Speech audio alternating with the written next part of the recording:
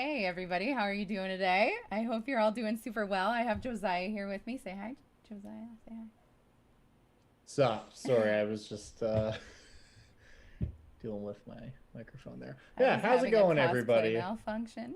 That is a okay. I'm doing better That's now. good. All right, chat room. Josiah, why don't you tell everybody a little bit about what we are doing tonight? Yeah. So as some of you may or may not be aware, um, starting next Wednesday, I guess this coming Wednesday, um, there is going to be a brand new D&D game on this channel featuring the likes of myself as the DM, Doxy playing a satyr bard, along with a few others.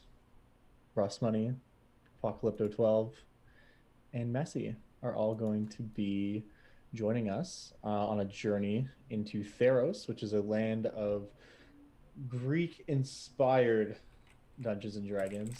It's still the same D&D, but things are a little different. Of course, being inspired by Greek mythology rather than the more classic European medieval fantasy that we're used to. So that's starting on Wednesday, which is going to be a banger of a show. Mm-hmm. Tonight, however, we are doing something a little bit different. On that show, which is going to be centered around a group of champions, which is going to be the players. There are also a couple champions that are going to be played by myself, who are going to be NPCs. Whether they survive or not, we'll see. But yeah, so one of those characters is a lovely lady by the name of Aspa, who is a rogue, and Doxy is going to be playing as Aspa this evening, as we basically take a little look at the backstory and get a glimpse of who this character is. So basically, Doxy is going to be playing a short, kind of one-shot adventure that is basically the backstory of this roguish character who will be showing up in the Theros campaign that's starting on Wednesday. Um, so think of this as like a little, I don't know, prologue, I guess, to that campaign. Um, A session 0.5, if you will. yeah, so like if you missed this, it's not going to necessarily detract from the main campaign, but if you are watching this in watching the main game, you'll have a little bit of extra insight into some of the other characters and kind of what's going on, maybe with some of the NPCs and what their motivations and stuff are. So, yeah.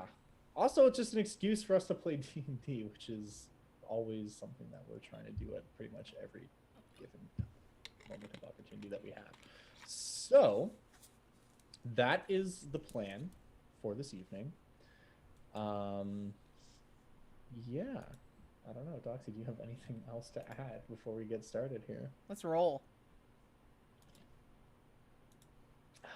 That was a really ambitious drink. I thought you were going to say more than two words, but Sorry. that's okay. Let's roll some dice. Couldn't, nice, nailed it. That's what I was looking for. I was like, just buy me another half a second. Um, all right. So, give me a second here.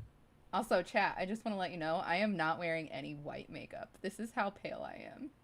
That is entirely true. I Yeah. have no skin makeup on, just eyeshadow and lipstick and eyeliner.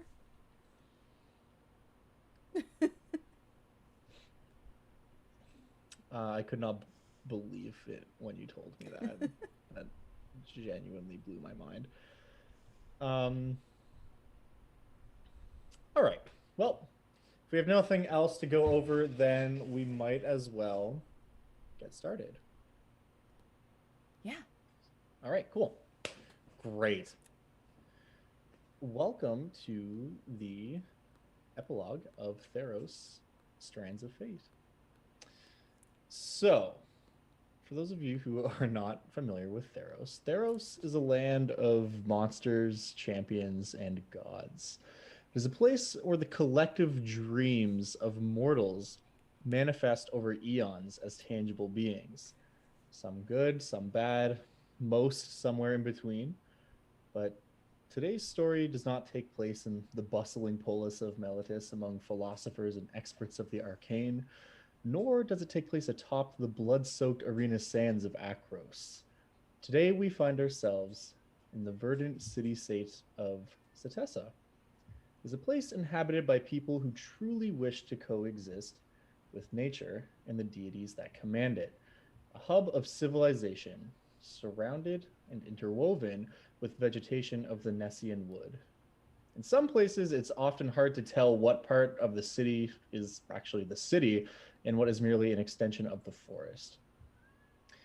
We see massive trees of impossible age give way to clearings filled with wood and stone buildings, many of which have said trees growing right through them at points, in fact. The city is dotted with many small outdoor courtyards, all of which are meant to honor Karametra, the goddess of the harvest, life, and fertility in one way or another. And we can switch to our other little screen here to get some sweet art going up.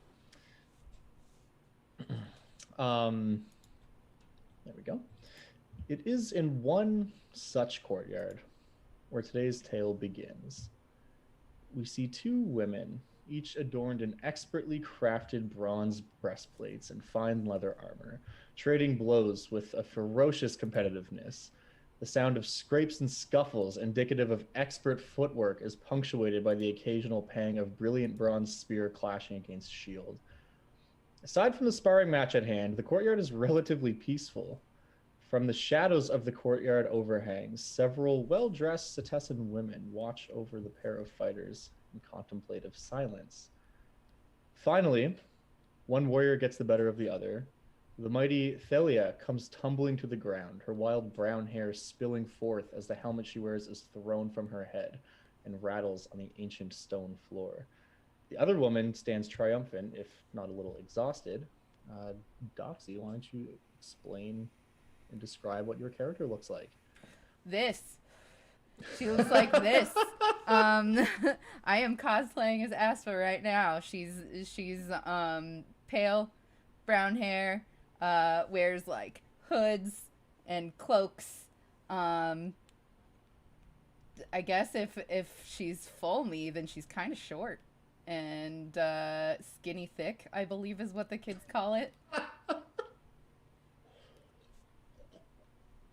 Very cool. So yeah, we also have a token of her that is that true, you will see later, I'm sure. That's fine. I mean, I should have just screen capped you in the Zoom call and made that the token, but that's fine. It's too late.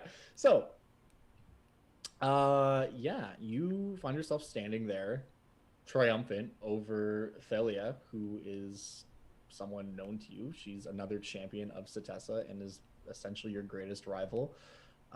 Whether or not that is a competitive but friendly relationship or you hate her guts, that is up to you. But yeah, you basically find yourself standing over her, and she is knocked down to the ground. Do you yield? She just like spits out a bunch of blood on the ground. She says, "Of course I yield." I reach a hand down to help her up and I say, "Well fought." She nods as you help her up and will take your hand, and you guys do that sweet like warrior forward wrist clasp thing. Yeah, of course. Of course. And you pull her up from the ground, and she kind of brushes herself off. I'd like to say that we're affectionately competitive. Yeah, I feel like, I mean, that's definitely how she feels about the situation. Yeah. She runs a hand through like sweaty, greasy hair. Which maybe wasn't so much that way before this happened. And you guys are just kind of talking a little bit. And once you guys it's clear that the match is over, you see most of these women who are kind of watching from the shadows sort of disperse back into the buildings and structures that are around here. Except for one who is an older woman who you know as Anthusa. She kind of walks up and she says, "Well done, ladies, well done." She says, "You're dismissed." And we'll kind of motion to the front gates of this place. I'll look to Thessia. That was her name, Mhm. right? uh, Thalia. Thalia. I'll look to Thalia, and I'll say to the baths then. He nods and says, "To the baths then." As you guys kind of start to go out on your way, and Fusa, who is this again older but still like very capable warrior, um, she puts a hand on Thalia's shoulder and says, "Actually, I need to have words with you for a moment." And Thalia is like, "Okay, sure." And she says, "I guess I won't be going to the baths then." And she kind of goes to turn to walk with this other lady. Um, and they kind of just walk off into a side building. Okay. I will go to the baths, and I will Sure. bathe myself. Yeah. Um, so you go and there's a spot in here for sure where there's just a bunch of people bathing. It's like a very open, Communal. classical Greek Yeah. style communal bath. Um, something that wouldn't be strange or different to you, but that I will note about this place is Setessa is predominantly matriarchal. Like the warrior caste of women, or the warrior caste here is predominantly women, and so when you go in here, there's just mostly women bathing themselves, either getting ready to go out for the day, or most often this place in this courtyard, there are other warriors who are done their duties for the day and are just kind of relaxing before going home. Um, so you bathe, get yourself all cleaned up, and get ready to leave. And as you exit the courtyard gymnasium temple, because it's all kind of one thing, waiting for you on the steps, you see Aoife, who is a slight, fair skinned brunette Setessan. And you recognize this person because they're one of your oldest friends. They kind of perk up when they see you and greet you with a beaming smile as they stand up from the step that they were sitting on and say, "So, how'd it go today?" With like a little bit of a hint of worry in their voice. Uh, how do you expect it went today? Eva kind of says, "Okay, okay, relax. Um, I was just wondering. Just that's good. I take it that means you were victorious." Thalia is a worthy competitor, but I did best her again. Aoife nods and says, "Well, I guess that's not a surprise to anyone, least of all yourself." Um, and Thusa didn't pull you aside for anything, or any everything was normal. No, actually, she pulled Thalia aside. Why? She, Aoife kind of like nods, like almost as if that's the answer that they were expecting, What are you and holding just back? says, "Oh, no, no reason." Like they have like a bit of a voice crack. Tell Uh, me. um, I say, "Okay, all I really shouldn't be telling you this, but Okay, but you're going to. okay." I heard from, I mean, not from one of the high priestesses, but I overheard some of them talking about you and Thalia. And as you know, the the oracles have all predicted the emperor is not long for this world, and it is expected that within the next year the right of succession will be claimed, and every people must send forth a champion of some kind, as you are well aware, and it seems that they are leaning towards choosing Thalia. Why? Aoife kind of like looks down away from you and says, "I,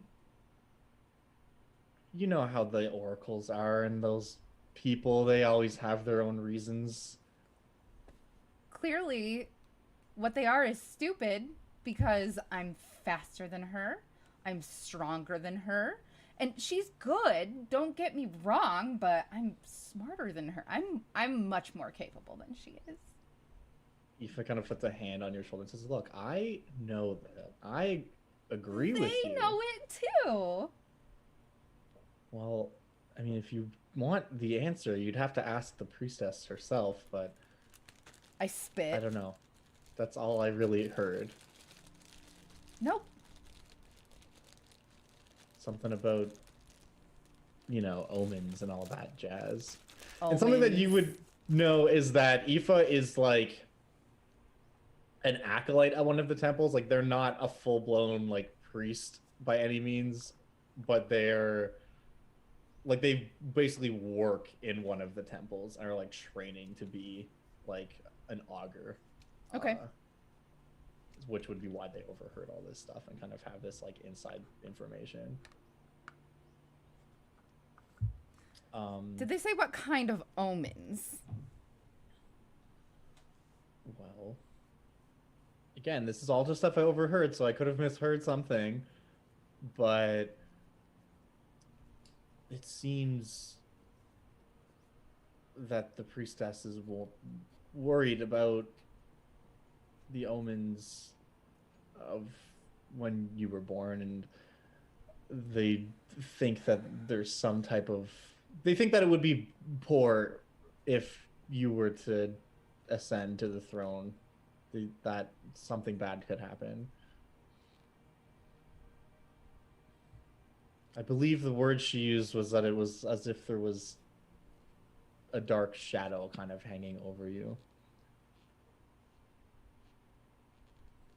It's the same shit I've been hearing since I was a little girl. I thought I could out-train it. I mean, that's the problem with these things. No matter how good or fast or strong you are,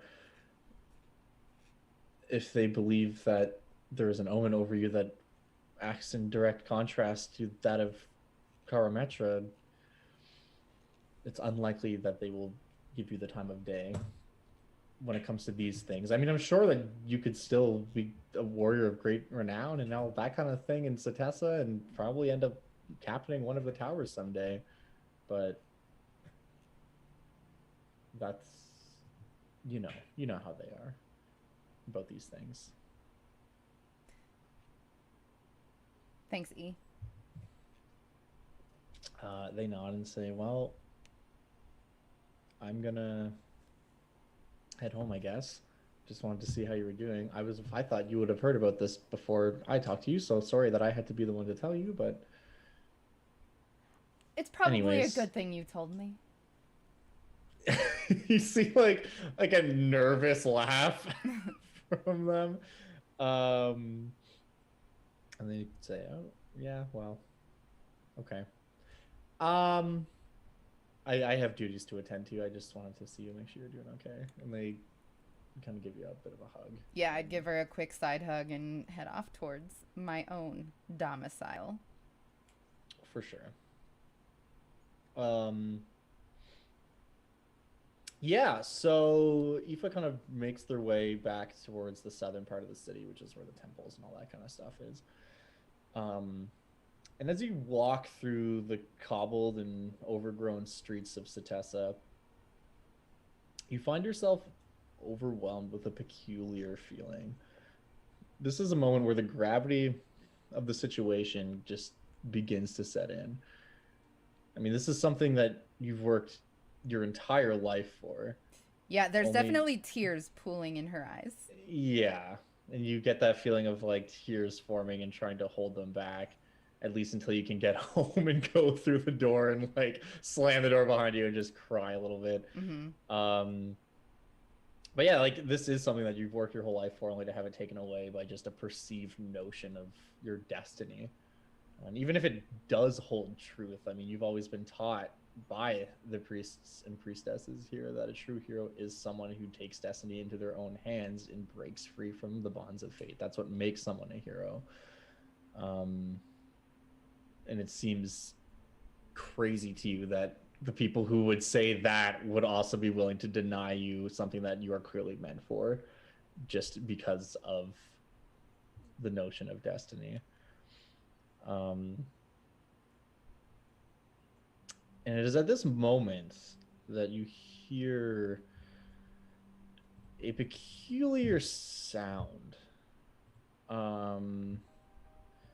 You hear a sound that you've definitely heard before, but it's still one that sticks out in the extreme. The sound you hear is that of a gold coin clattering on the stone street. The reason that this is so weird is because Setessa doesn't have currency. There are no shops here really that people go and buy things with gold. It is entirely barter based. People trade for goods. And the only time gold is ever seen is with outsiders, and outsiders are not allowed in the city except for a specific week during the year when they open up the markets to them. So given that no one here uses gold as currency, this is especially odd. I whip my head towards the sound. Yeah, you turn around and you see on the cobbled streets behind you, there is in fact just a gold coin on the ground. I pick it up and examine it. Oh, and you pick it up. This looks like a gold coin, like you've seen them before. This one in particular looks like it's from the city-state of Meletis, which is to the west, and is kind of the seat of philosophical power and arcane, and it has emblazoned on either side the visage of the two founders of the city, one's head on each side. And as you're kind of looking at this, you notice out of the corner of your eye there's another one laying on the ground, just like 10 feet off to the side of the road. I look in the direction of the coin and look around to see if I see anybody that may have dropped these. You can make a perception check. Okay.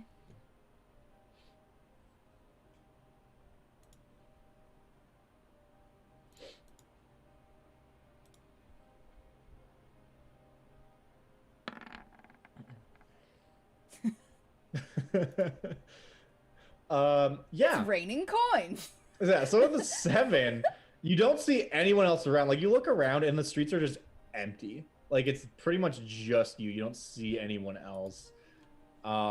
Especially this time of day, most people have either turned in to, like, eat a meal before getting ready for bed, basically. But you do see, like, the other coin that I mentioned, and then even another 10 or so feet beyond that, even farther off the road, you catch the glint of another coin that's kind of, like, between some vines and stuff. Okay, I'm gonna, a piece of candy style, pick them up. Totally. So you go to this other coin, you pick it up, and you see this other one, you pick it up, and it's very clear by this point that there's just what seems to be a trail of them almost. Something else you might notice as you pick each one up, each one is different. All of them are legal coins as far as you know, not that you're really an expert on coinage. But this second one you pick up appears to be from Akros, and has the symbol of the god Erebus, who's the god of war, like emblazoned onto it. And another one appears like to be like a Minotaur coin, which is like a little bit bigger. And they're all just different and look like they're all different ages and everything. No two being exactly the same. And you keep this up until you end up with a total of 20 gold coins, which you can add to your inventory if you want as straight up currency. But what you find after you pick up the last one is you're standing in the doorway of what appears to be like a chapel. Like, it's a very small structure constructed to a god of some kind. Like, you've seen structures like this before, but this one is way off the beaten path. Like, by this point you're just around the outskirts of the city, and like you're going through like vines and trees and stuff to get to this point. Like, it's overgrown. So I've never seen this building before. You've never seen this building before, and like it looks like no one's seen this building before, at least in a very, very, very long time.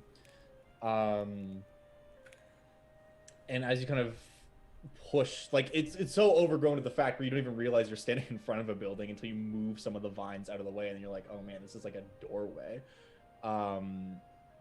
Most of this building has been swallowed up by like a large tree that's just kind of grown around it. You're still within the limits of the city, and while overgrown buildings are definitely not an uncommon thing in Setessa, this one looks like straight up abandoned.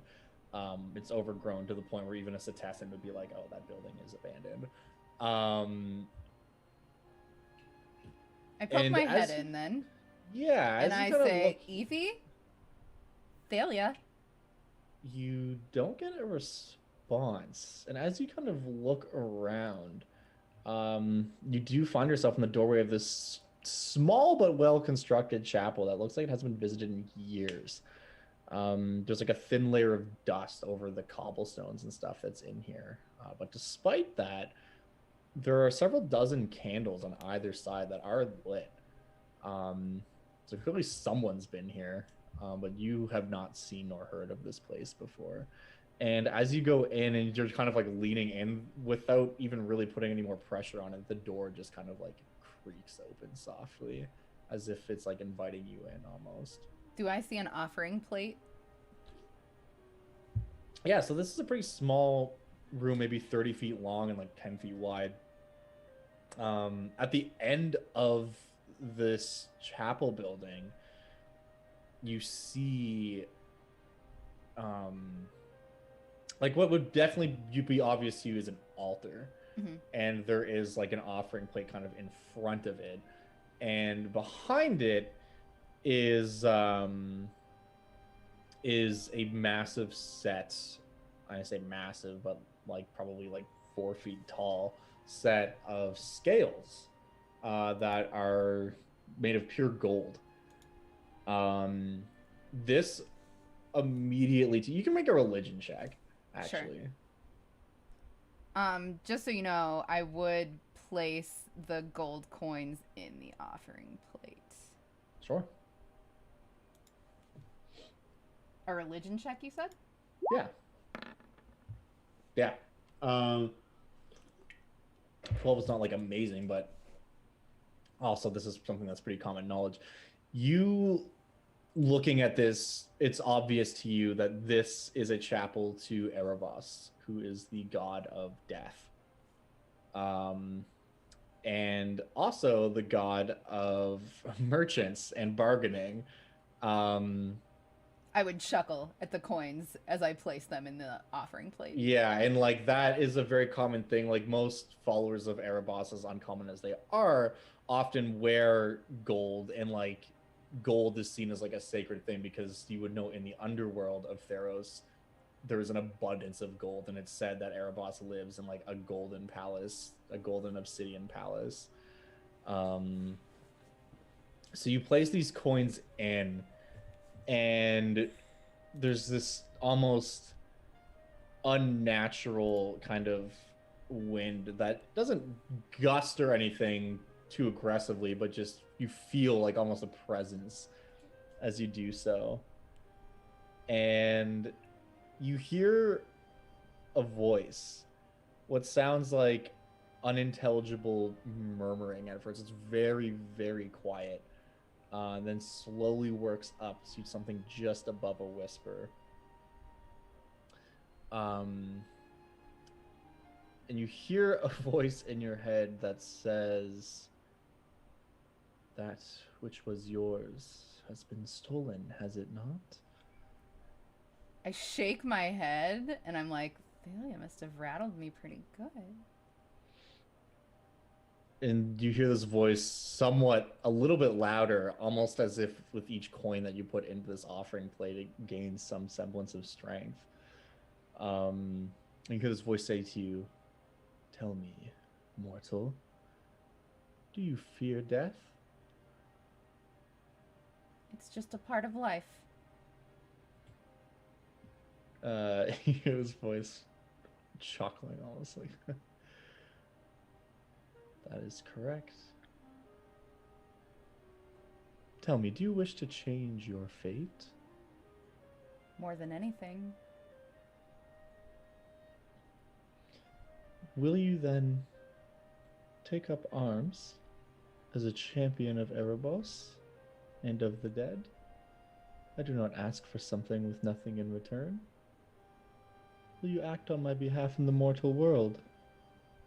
Will you do this in exchange for a chance to take the throne?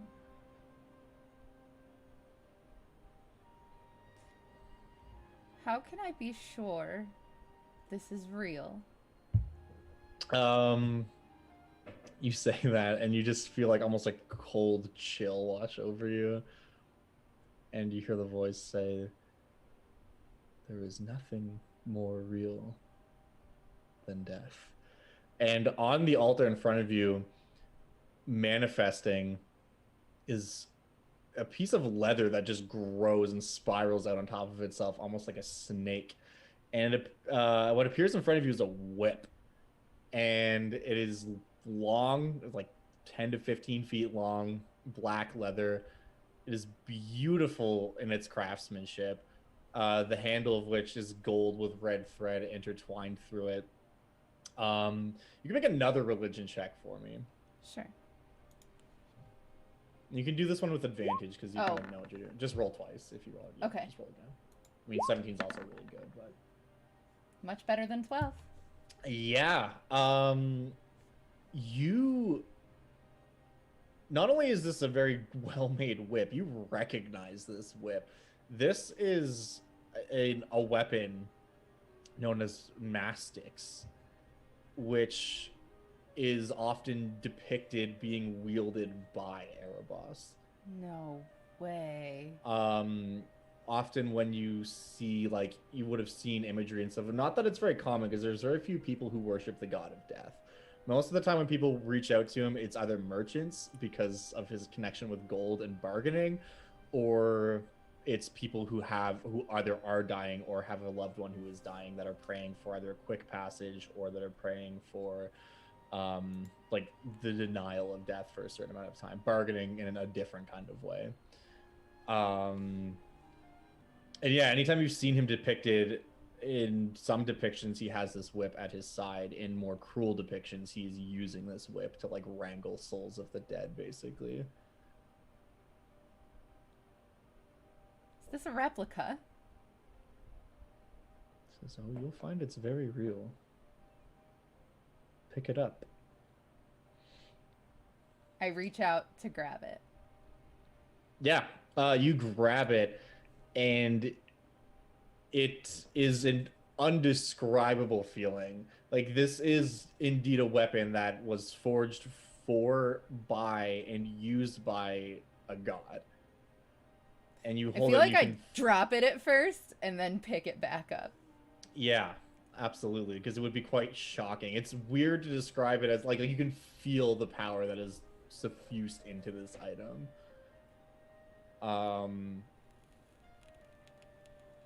When you drop it, you again hear the same voice, which is somewhat louder now, saying, "Is that real enough for you?" And when you look at this whip, in the shadow that it casts, like just kind of along the floor and on itself, anywhere light isn't hitting it directly, it looks almost like a star field. Like it's black where the shadow is, but there's almost little stars dotted throughout it. I'll grab it in both hands and get down on one knee and say, "How can I serve you, Erebus?" Yeah, you hear this voice again say, "At the edge of the Despair Lands, to the south, there is one known as Isidoros. Once a giant, then deceased. He fled the underworld, following the path of wretched Fenax. Return his soul to me, and see your own strand of fate return to where it ought to be threaded. Place his golden death mask at this altar, and see your destiny made whole."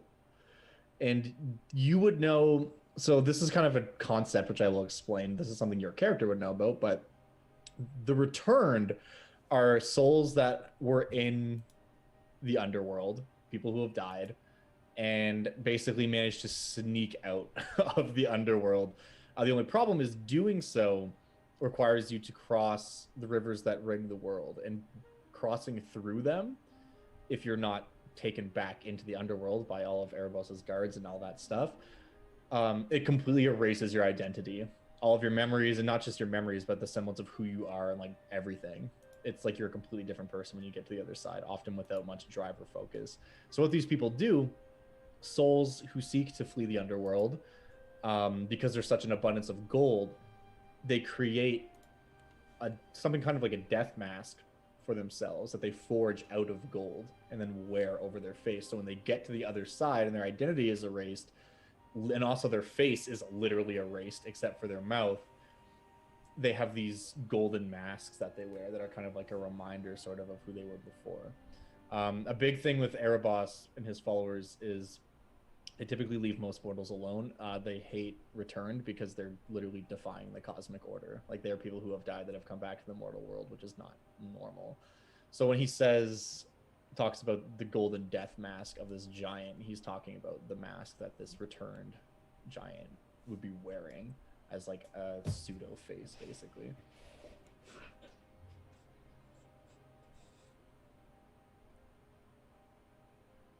I'll see it done. Yeah. When you say that, you feel yourself with the whip almost become, you feel a much deeper connection with it, and as you are attuned to the item, and you hear Erebos say, "Good. Do look after Mastix for me." Of course. You won't hurt Thalia, will you? Says, "I merely will find a way for your destiny to be fulfilled."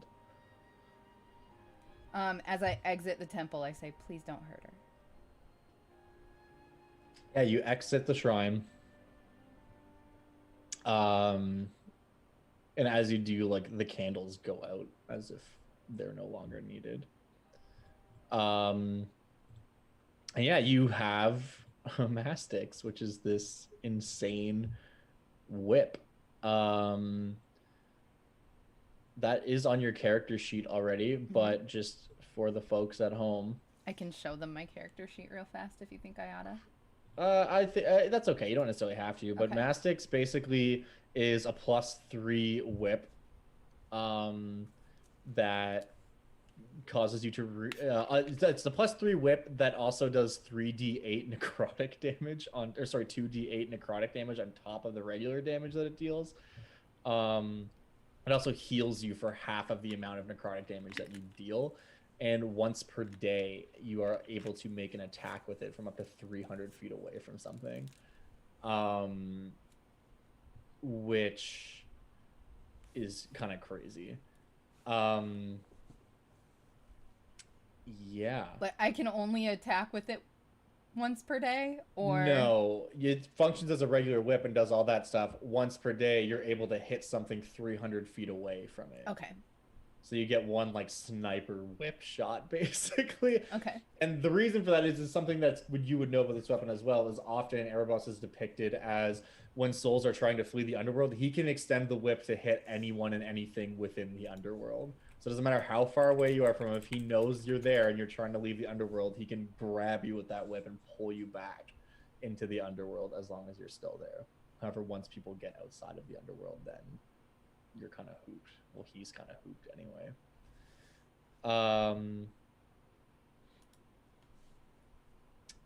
Yeah. So you have that in your inventory now. It is a crazy weapon. So what would you like to do? I would actually turn back in and leave my dagger. Sure.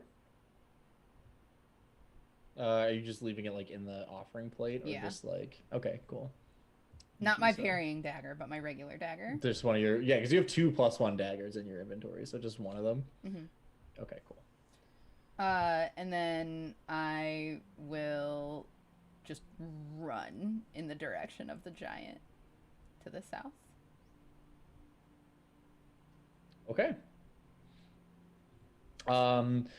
I will let you know, it is like kind of close to the end of the day, so if you want to wait until tomorrow and get a full day, that's fine, but if you want to go right now, that's fine as well. Yeah, I would go right now. Okay. So you dip out of Setessa.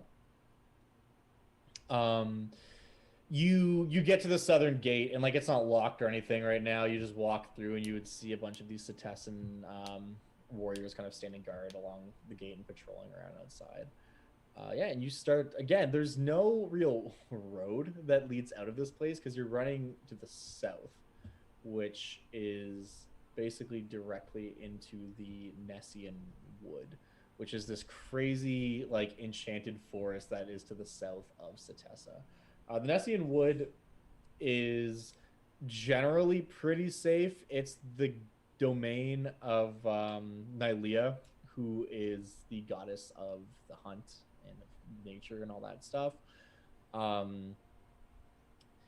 Again, being from Setessa and just knowing what most people know, generally her lands are pretty safe for mortals as long as you're not actively doing something that she's going to have a problem with, like going and killing for sport or something like that. She doesn't even have a problem with people killing animals as long as they're not just doing it for like pelts and stuff. There's many tales spun about Nylea punishing hunters who have gone into her wood just to kill with no real reason to. But yeah, as long as you're not planning on like hunting the last albino rhino or something, you're fine. You're good. So yeah, I probably would have stopped at whatever communal like diner type deal there is and snagged a road meal. Sure, yeah. You just go to like a local or like a bakery or something. Yeah, exactly. Like just like a local, like there would be places here where they just prepare food. Because again, they don't really use currency here, and the big part of Setessa, for lack of a better term, is they're basically just like hippie communists. So they like everyone's needs are kind of attended to. Like the hunters go out and hunt for the entire place, and like so you could easily go by one of these places, which would probably be quite close to the gate, and get like some rations and stuff, and they'd be able to give you just different types of cured meat and that kind of thing that you can just grab and eat while you're going. So yeah, you start heading into the Nessian Wood, which is immediately outside the gates of Setessa. As you do so, can you make a perception check for me? Sure.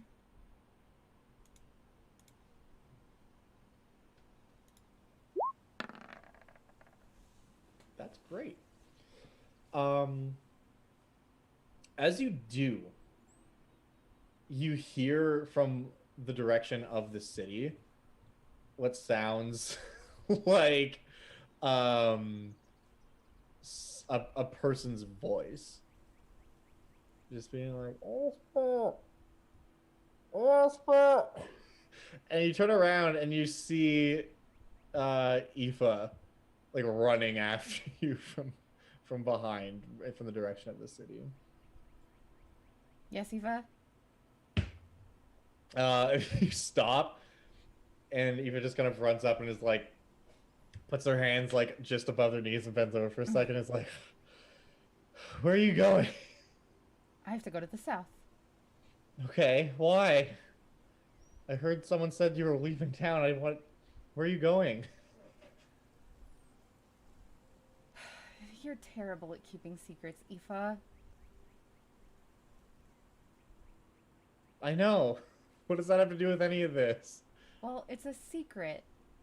Aoife like looks up to you and just sees the whip. It's like, oh my god. Just please don't say anything or come with me. He says, what? What are you doing? Where are you going? I'll only tell you if you come with me. Aoife says, well, obviously, if it's something you need help with, I'm gonna come with you. I don't think I'll need help, but I would like company. That's and I wouldn't like you to tell anyone what I'm up to. I mean, that's helpful in its own way. I can help. I'm helpful. All right, once we're outside the city and deep within the wood, I will tell you where we are going.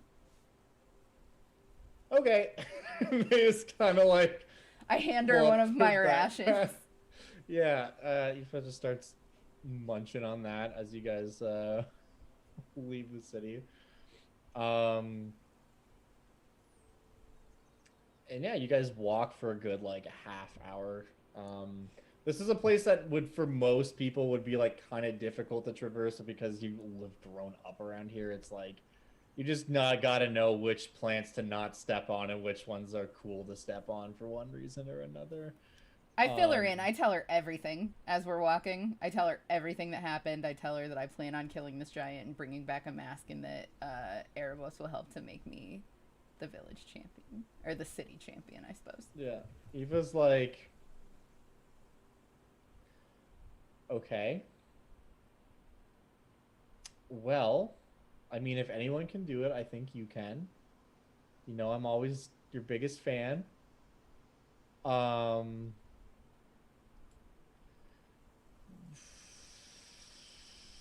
Yeah, I mean, you know, Erebos is kind of misunderstood. He gets a bit of a bad rap, but like if he's gonna help you, then that's cool. He gave me this. Try and touch Yeah. it. Try. I don't want to. It's kind of a rush. I don't want to touch it. Okay. Like it's cool. It's super cool that he gave you that. But like I don't want to touch that. Well, But I you have can, the clearly. appropriate tool for the job.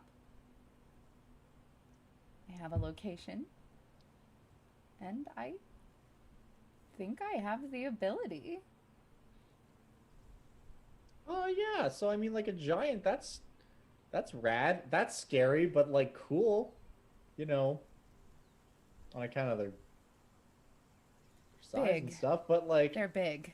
they're real big and like kind of spooky. But hey, I mean if Erebos believes in you, then who the heck am I, right? I didn't even ask him if he'd turned to anyone else. I just I got mean, so excited by the idea of being the champion that took him gods up on it. typically don't turn to other mortals. Like if they tell you to do something, you're usually gonna do it one way or another. I am going to do it one way or I mean, the we other. all know what happened to the city of Olanton. But yeah, so neat, fun trip. This is cool. Yeah, let's trot on out of here. So you guys start going through this forest, and we're just gonna do a bit of a montage that takes place over the course of like about 3 days. We traveling through this wood, and I mean, it's easy enough for you to navigate, but Aoife is definitely more as someone who's literally training to be what is essentially a cleric. They're more in the know about like specific healing plants and that kind of thing, and like will help you like prepare meals and that kind of stuff, and you know, be like, oh, this thing is poison, but it also tastes really good if you boil it first. Like that kind of stuff. So you guys go along, you have your little forest montage. And yeah, we're gonna say it's on, I don't know, day 3, about mid-afternoon. Make for me a perception check if you would be so kind. You can actually do this with advantage. Okay. We'll just roll again. 18's also very good, but Certainly better than 9. it's definitely better than 9. Twice as good as 9 even. You could and should say that it's twice as good. So you were traveling along the road, or the path, really, like this kind of beaten down trail that exists. I'm strong again. And You hear a sound which sounds like something moving through the said path as well, which isn't really that weird because there's a lot of wildlife around here. What's weird about it is to you it sounds like shoes and boots. Like this is not a sound being made by an animal. It sounds like people walking. Um and you can hear this kind of just up ahead on the trail. Real quick. Yeah. Sorry. Before we pursue this sound, will you tell us about the city that Aoife just referenced? Lanton? Yeah. Sure. This is something that you would again definitely know about. It's a very famous story within Theros. Um, Lanton was another predominantly human city that was on the far western coast of the continent of Theros, and no one's really sure what they did, but they upset Heliod, who's the god of the sun and like justice and light, and they upset him to a pretty intense degree. So much so that he blotted out the sun over Olanton for like 2 weeks. And it wasn't like he took the sun away. Specifically, it was almost like a dome went up, basically, of darkness and just put Olanton in permanent darkness for 3 weeks. Olanton was a city that was way ahead of its time in terms of magical inventions, I guess, and ideas. And a lot of people think that's why they pissed off Heliod so much, was because they had an immense level of hubris where they're like, we are like the pinnacle of human achievement. Like we can do magic that like some of the gods can't even do. So Heliod basically put them in check and was like, we're going to just chuck you into a realm of darkness for 3 weeks. However, during that time, some of their most gifted archmagi and powerful spellcasters created what was effectively a faux sun inside of the dome of darkness. They created this massive ball of burning light and energy that they put up into the sky so that they were still illuminated after like the 4th day. And when Heliod pulled back the shroud to end their punishment and saw that they had made a false sun inside of their own city, he was so enraged that he chucked his spear into the center of the city and sunk it to the bottom of the ocean and killed like 95% of the people that lived there. Okay. So when she was referencing Olanton as in like, yeah, we know what happens when people go against the gods, that is just like the most extreme known example of what a god has done to mortals in the past. Okay. Thank you. All right, we will pursue the sound. I will like put a hand back behind me and be like, okay. And so I assume you're trying to like sneak up on these people? Yeah. Cool. Go ahead and roll a stealth check. No problemo. That's real good. Okay, give me a second here.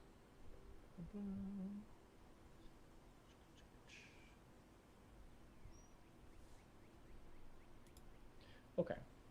I am going to bring you to a map here. Ooh. So you hear this noise and you're kind of creeping up to investigate. I'm gonna drag you to this map. As you do, this is what you see. You see what looks almost like a patrol of 5 change the stream. There we go.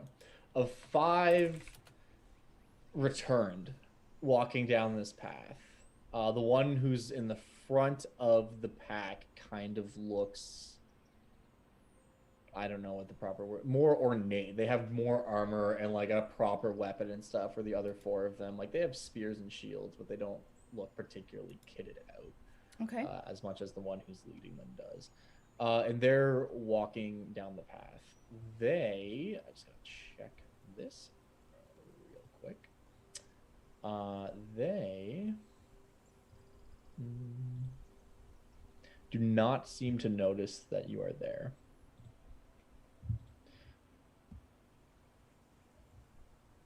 I'm going to Dark Souls plunging attack the ornate one with my dagger and my parrying dagger. Okay, cool. So you're going to climb up on this rock here and just jump down on him. Okay. Well, that's going to put us in initiative. So you definitely have a surprise round. Go ahead and let me bring up the initiative tracker.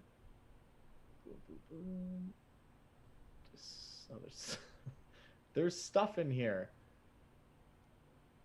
There. Okay, you can go ahead and roll initiative, and then you're going to get your surprise round. Now let's put on some sweet combat music. Hell yeah. That's a really good initiative roll. Great. Let me roll these guys in real quick. Okay. And these guys are basically just all going to act together. Okay. That is a natural 1 on their initiative. Except the boss, but he's also didn't roll very well. Oh, and I guess we should roll an Aoife as well. I thought that Aoife was a chick. Aoife does not identify as male nor female. Okay. Aoife, which is something your character would know, is pretty common practice in Setessa. Setessa's very chill about gender and how they feel about it. So it's not uncommon in a place like Setessa for people to What are Aoife's pronouns? Aoife typically uses they or them. Okay. Which I guess I should have explained that at the beginning, and I just forgot to. But that is something your character would absolutely know. Okay. Yeah. So, first up in our... Well, you can even get a surprise round. So, what do you want to do? You're going to climb up on top of this rock and attack this dude with your daggers? Yeah. Okay. I'm surprised you're not using the whip, but you don't have to. Save that in the chamber. I am definitely saving it in the chamber. You can go ahead and make 2 attack rolls.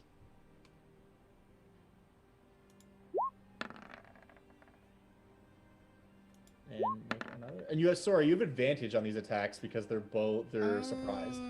So just roll 2 attacks again. So we have the 11 and 17. Yeah, so roll for the dagger and roll for the parrying dagger once more. Okay. Just take the higher. Ah. Okay. Great.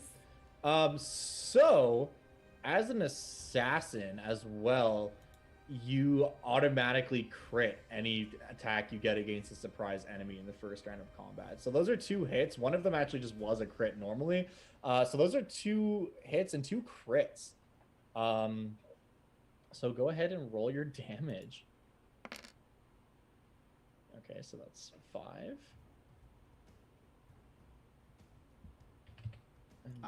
Should I just roll it on the one that's critted already? Yeah, just double click that one. Okay. It'll make our lives a little easier.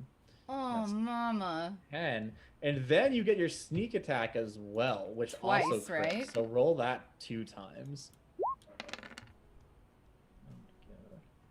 So is that another 11? And don't I get it both times? You can only get sneak attack once per Okay. round. Sure. But yeah, I mean, you can move yourself on this map too.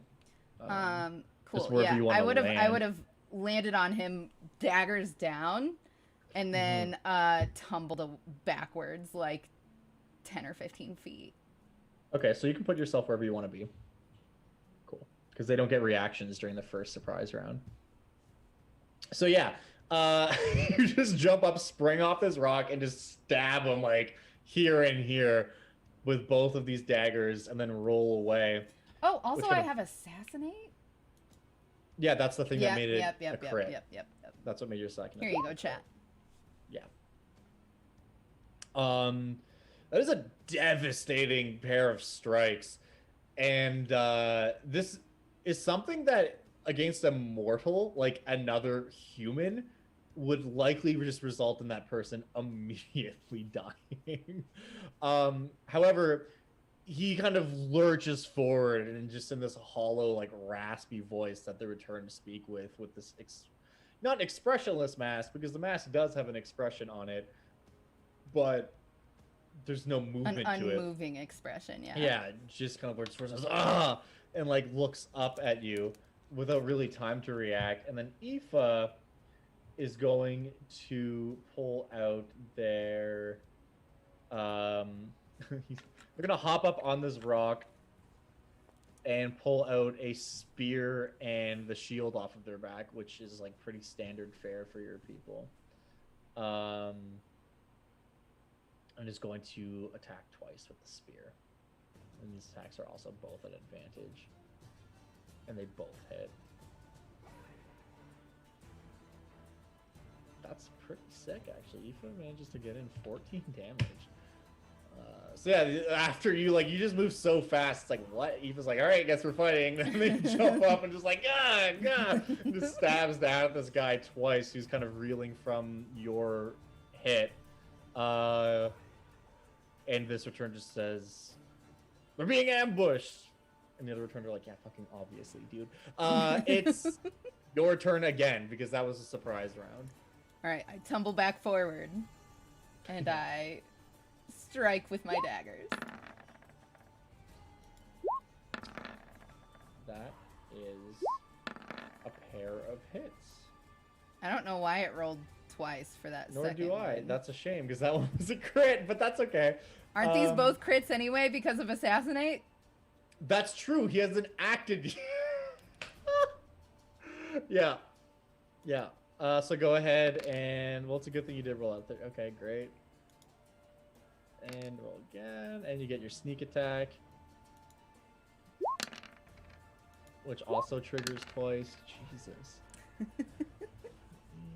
Okay, so what is that? That's 8 plus 5, 22. 29. 29. Altogether. Oh my god. Cool, so again, you just roll forward and just fucking stab up with these daggers and just eviscerate this dude. And before he even has a chance to realize what's happening, he's dead. I mean, he was already kind of dead. As he falls to the ground, can I slide the mask off of his face and just kind of like attach it to my vest? Like your belt or something? Yeah, absolutely.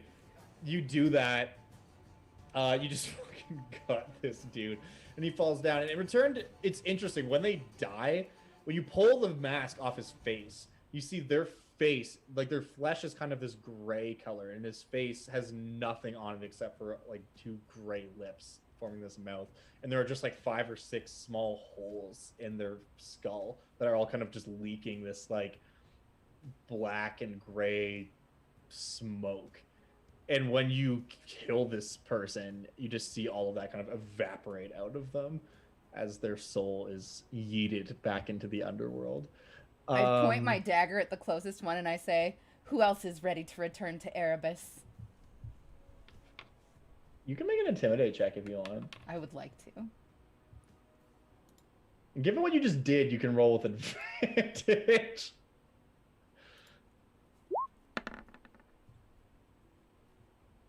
Yeah.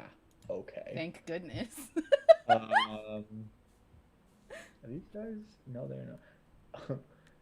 Yeah, so this happens, and I mean, I'll leave this up to you. These 4 guys just look, and it's almost impossible to tell what emotion they are feeling because of these masks. They all just get ready to start running. I will pursue them and kill them all for Erebus. Okay, so then we're not going to just end combat. They don't get a turn yet. Aoife is going to go here and attack with their spear. And hit twice. What a baller. Oh. Their first attack actually just takes out the first guy. Nice. And then the second attack from Aoife is not a kill. But yeah, Aoife kind of steps forward and just like stabs the other guy, and they go down, and then stabs the next one, and they manage to get out of the way enough so that it's not just a kill. And Aoife's like, "Yeah, you better run." They are going to just start booking it. We're gonna stay on the same map because I'm assuming you're chasing after them. Mm-hmm. So they're gonna go. What is it? 5. So they can all move 30, and if they're running, 60 feet. What is your move speed? 30. Okay. So what we're going to do here instead of regular combat is we'll do a skill challenge, because what's going to happen is they're going to run 60 feet and then you run 60 feet after them, and this goes on forever. Although, can you dash with your cunning action? Yes. That's a bonus action, so you can outpace these guys actually. So if you run, like you use your movement action and then your bonus action to dash, you still have a full action. So you can basically get exactly where you are from them and still have an action. And you can like throw daggers and stuff. So we're not going to move them. They run from you. So they are 60 feet away, kind of in the same formation. On your next turn, if you do that thing we just said, you move and then bonus action dash, you can basically get exactly the distance you are away from these 3 last guys. I will.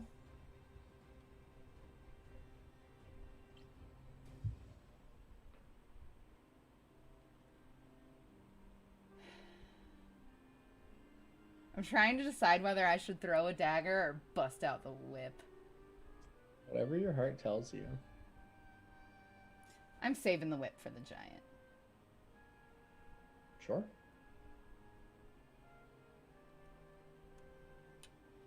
I throw a dagger. Which one are you targeting? Actually, no, the furthest away one. Okay. Make an attack roll. What's that? 5, 10, but yeah, he's just within range. Make an attack roll. Ah! 17 is a hit. Yes. 4 damage. The only thing is you don't get your sneak attack on these guys because no one's within 5 feet or within threatening range. But that's definitely a hit. Aoife spends their entire turn running up because they cannot bonus action dash and is getting a little winded, but that's okay. Once you kind of realize this, or once they realize this is what's happening, they all turn. They're like, well, we kind of have to fight. So this one, realizing they cannot outrun you, turns around and is going to attack you with one of their scimitars. What's your armor class? 17, but +3 since I have this parrying dagger. So you can, the way that works is if they hit you, you can use a reaction to add +3 to your armor class for that one attack. 17 is my armor class. He does not hit you. This one is going to move down here and attack Aoife. And that's going to be a miss. Great. And this one's going to come and attack Aoife also. That's a hit.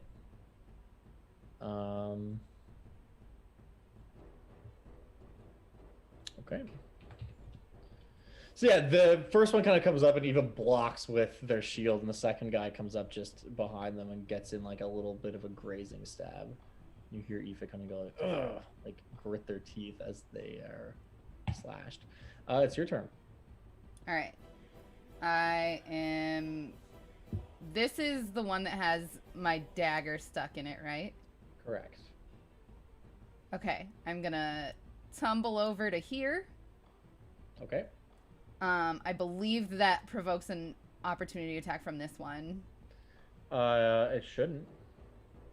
I was sitting next to him, were you? here, and then I had to go here, and then here. You could also just go around. Okay, I went around. Yeah, I assumed that's what you were doing. Can I pull my dagger out of him? Make a sleight of hand check. against his acrobatics, which is just straight dexterity. Okay, I don't think he can beat you, but let's see. Yeah, easily. Like, Okay. they're moving around and, like, attacking and stuff, but you manage to just... and you pull it out. And does that take one of my actions? No, that's, like, your item interaction to pull it Okay. out. All right, then I'm going to attack him with both of my daggers. Well, make the first attack roll and see how that goes. You do get sneak attack on these ones because Aoife's standing right there. Yep. That's a hit. That's a hit for sure.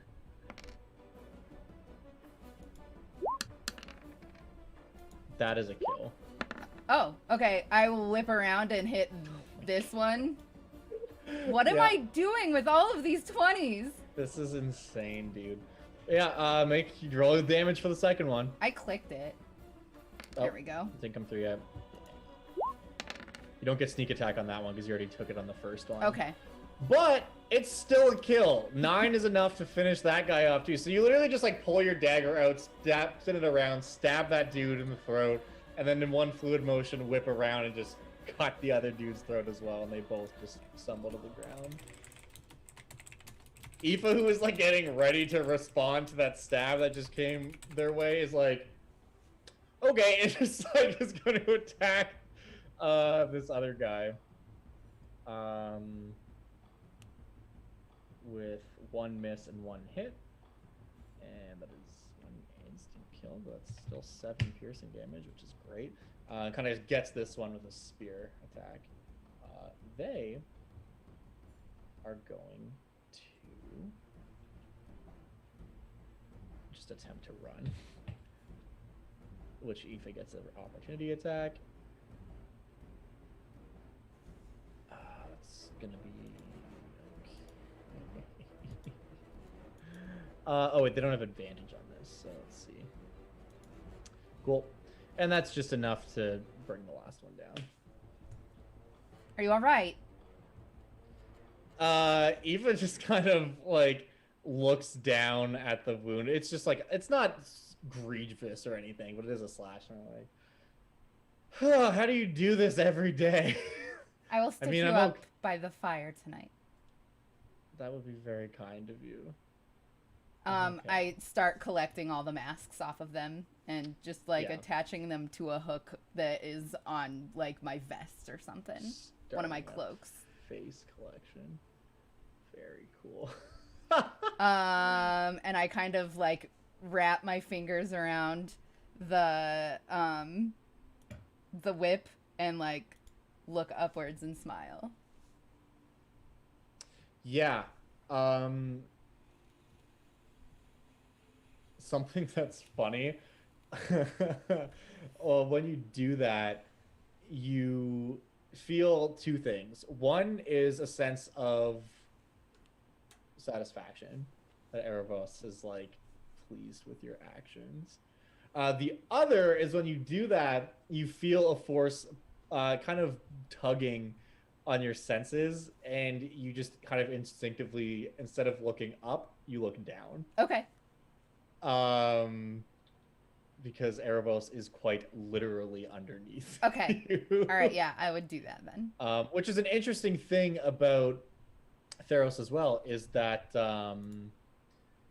unlike kind of the abstract idea of different planes and stuff in other D&D worlds, in Theros, the realm of the gods, the Nymphs, which is like, you can see it at night when you look up, is this wonderful starscape, and like the underworld are both real and like physical places.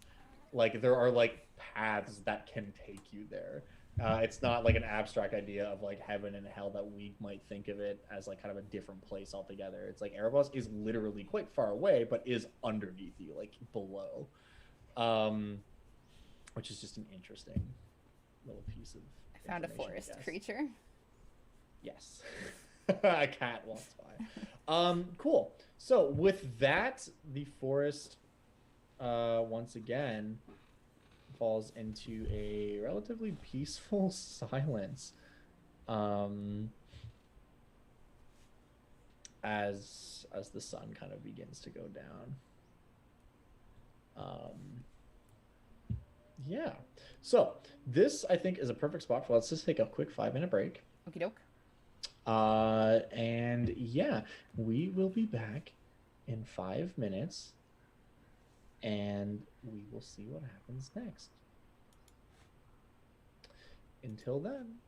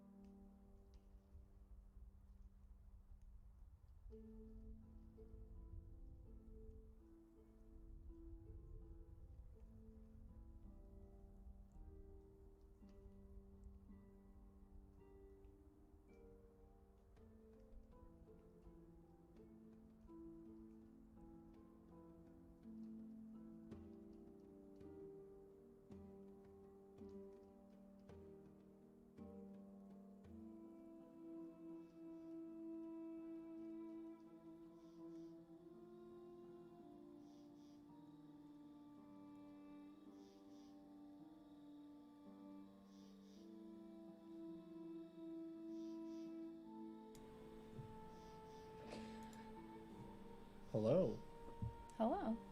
and welcome back. No, you welcome back. No, you. No, you chat room. Welcome back. All right. So, we are currently in the Nessian Wood, traveling to the south to find this giant individual known as Isidoros, who Erebos has requested our champion bring low. Now, you settle in for the night after this encounter on the road, which you just murdered those dudes straight up. Didn't stand a chance. Yeah, the cool guy didn't even get to do any of his cool things, so he instead was deleted from this plane of existence, which is awesome. Yeah. So you make camp, you help Aoife tend to their wounds, albeit quite minimal ones. And you, I presume, turn in for the night? Yeah. Cool. So you settle in. That's fine. Again, all things considered, despite your mission, this forest is quite peaceful, you know. Everything is tranquil and balanced, especially more so than any other forest you've ever been in. This is probably the deepest you've been into the Nessian Wood, albeit you have been in here before. You are like days in at this point, which is quite far. So you you wake up, everything's great, and you start heading south, continuing your journey here. What are you doing as you travel? Are you just traveling in silence with No, I'm sure we're chit-chatting. We're homies, right? Like, best homies. So, probably just talking about when I'm emperor, I'm gonna make this and that happen, and of course you'll be by my side, and I can't believe they picked Thalia. Thalia's great. I love Thalia, but clearly I'm the choice here. Blah, blah, yeah, blah. that is something that she will ask you about, is like, what, like, why do you want to be the emperor or empress, I guess, in your case? I've trained my whole life for it. If that's right. I guess I was just asking. Do you think I'd do a bad job? I think you would do a great job. I'm just curious. I guess the only reason that I want to do the things that I want to do is just because I've always wanted to do them. I never really thought about it before. Anyways, and you guys just keep moseying along. One thing that you will kind of see happen here is as you get further and further south, the Nessian Wood starts to give way to the place, an area known as the Despairlands, which is just this kind of, at one point was part of the wood, but is very much decaying. And it's not so much like it's advancing and slowly picking away at the Nessian Wood. It's almost like a fine line where there's maybe a few miles where the two kind of overlap a bit. And then you just get into this area where things are decaying and dying. And like the trees have less leaves on them and stuff the further you go, until eventually you will get to a point where there's just like no trees left at all. This area is considered pretty much cursed and abandoned by the gods. There is a large city there called Asphodel, which is a straight up necropolis. Like, it is a city of returned. It is where returned live, or unlive, I guess, whatever. And there are different cities that are inhabited by Return, but Asphodel in particular, the Return that live there tend to be quite.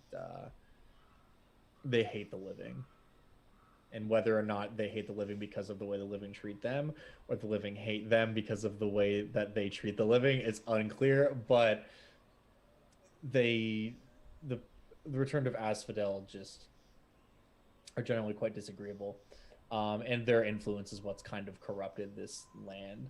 But as you're traveling and you find yourself at a point where the forest and the Despairlands are finally starting to overlap. The trees are looking much less alive. There's way less animals around. And something that might catch your attention is as you walk, you hear like a snapping sound. And you look to see that you're stepping on bone of some creature. Maybe it was human in nature or something much larger. It's hard to tell. But there are definitely lots of bones and remnants of corpses, just indicative of the death that has kind of overtaken this land, like skeletons of great stags and that kind of thing just littered throughout, which have probably been here for a long, long time. I look to Aoife and I say, what a charming welcome, Matt. Aoife says, well,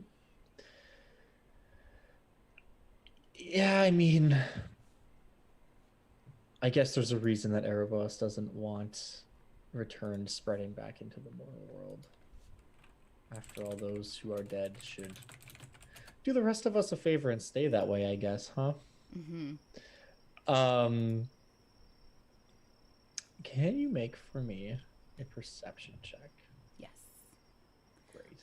Also, I'd like to know what Aspa knows about Aoife's abilities. Yeah. Aoife is a wonderful cook. Aoife is great at cooking stuff with herbs that they find around. Aoife has got training with spear and shield as well as like daggers and stuff.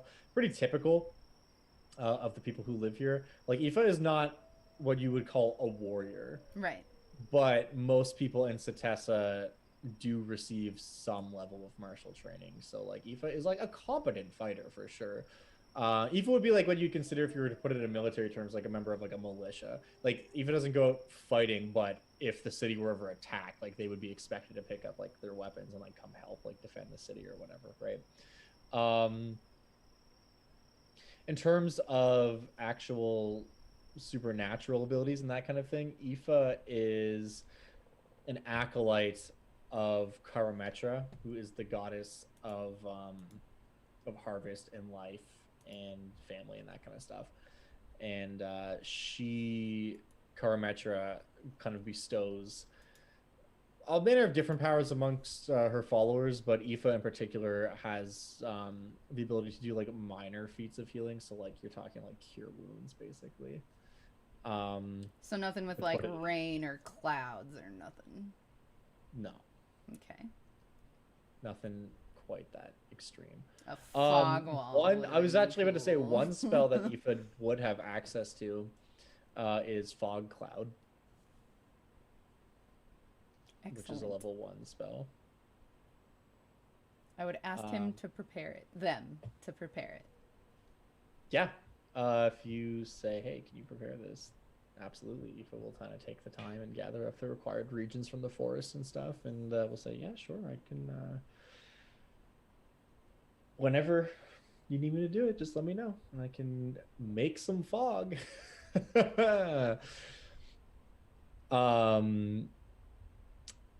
Yeah, so as you guys are traveling through this crunchy part of the forest, yeah, you already made your perception check there. Perfect. It's getting close to nighttime by this point. You feel a presence, not one that you can immediately see, but you would see these kind of shapes starting to form, maybe out of the corner of your eye. And what eventually happens is, as you get kind of into this clearing, you see 3 humanoid creatures, each of which look to be made out of a weird, like almost thin bark-like material, almost like birch bark, but it's soft gray. And like kind of at the top part of their face from their nose up, it like springs out and kind of disconnects. So there's like you can see a hollow point in the back of their skull and stuff, and they don't have eyes or anything. And all the hollow parts of them are represented by like a black star field, like the Nymphs almost. And you see 3 of them, and they're moving closer towards you. Eva,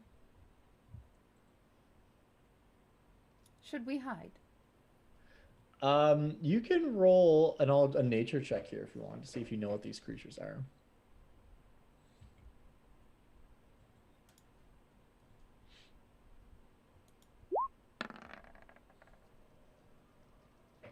That's pretty good. Yeah, you would actually recognize these creatures as lampads, which are a type of nymph, but much the way that like forest nymphs live within the forest. And you have I can't remember what the other ones are called, but there are different types of nymphs that occupy different like types of nature, basically. And lampads are akin to forest nymphs, but they occupy places where death and decay is quite prevalent. And that is what you are looking at. Do I know if they are like aggro? They're moving towards you, and you've heard of these creatures just like killing people for no reason. Or for what they perceive as no reason, anyway. I think we should hide. Cool. You can make a stealth check if you want.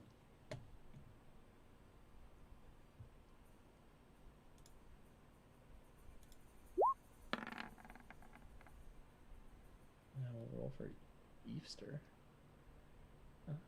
Can I like assist them by like pointing out a good place?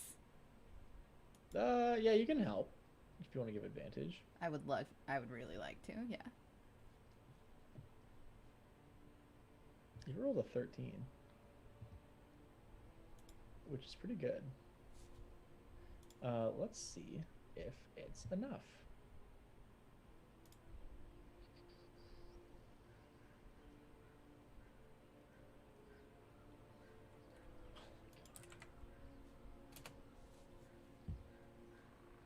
Cool. So there's like kind of a ridge that you see.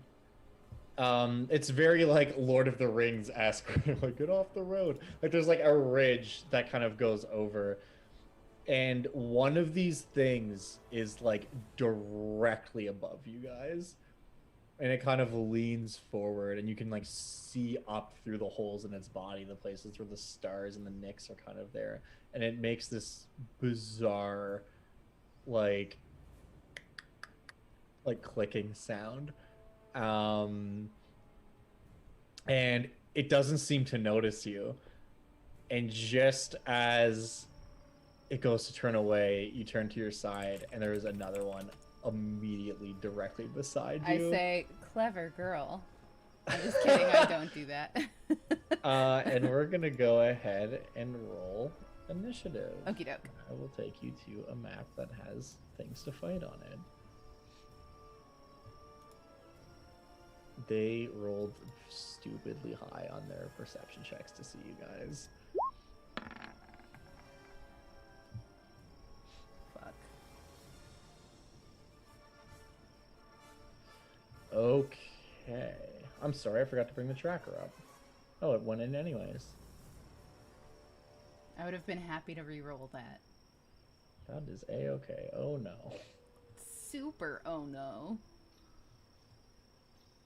Oh no. Ooh. Oh no. There's 4 of them? Oh, okay, There's 3 of them. Never mind. You can see the map and everything. Mm-hmm. Also, I just realized chat can't see. Well, not chat on Facebook can't see anyway, so I gotta move this over. There we go. Now everyone can see what's happening. Okay. Yeah. So let's go ahead, chuck some combat music on. Great. Boom. Okay. You are not surprised, but you do not get to act first. The one that acts first is actually the one that's immediately beside you. Okay. And it is going to reach out and try to touch you. It does not have advantage on this attack. Oh my god. Okay. Crit. Yep. It's a mediocre crit though. You take 12 damage and 1 necrotic damage. However, that 1 necrotic damage does not affect you. Nice. So you take 12 damage. What's 31 minus 12? 19. If you click on your token... Yeah, I know. Okay. Thank you. I appreciate you telling me. No problem. This other one is going to come over and try to do the same thing to Aoife. And is going to do the complete opposite and roll that one. Great. It's your turn. All right, so I'm going to provoke an attack of opportunity and go up here to get this one and hopefully take it out in one turn. Are you planning on attacking twice? I was going to say you Yeah. can bonus action disengage, but if you're planning on attacking twice... Yeah, I'm trying to attack twice so that I can get my sneak attack and stuff on it. Make your first attack roll. Alright, actually I guess it's going to try to hit you as you run away first is what's going to happen. Okay. Cool. So that doesn't count. AC... Cool. No, it definitely does, but your AC is 17. Yeah. It misses you. Okay. Just barely. Well, I still have advantage on these though, right? This one hasn't acted yet, so yes. Okay. Fuck. 17 is a hit. Okay, cool. So roll your second attack and do it with advantage.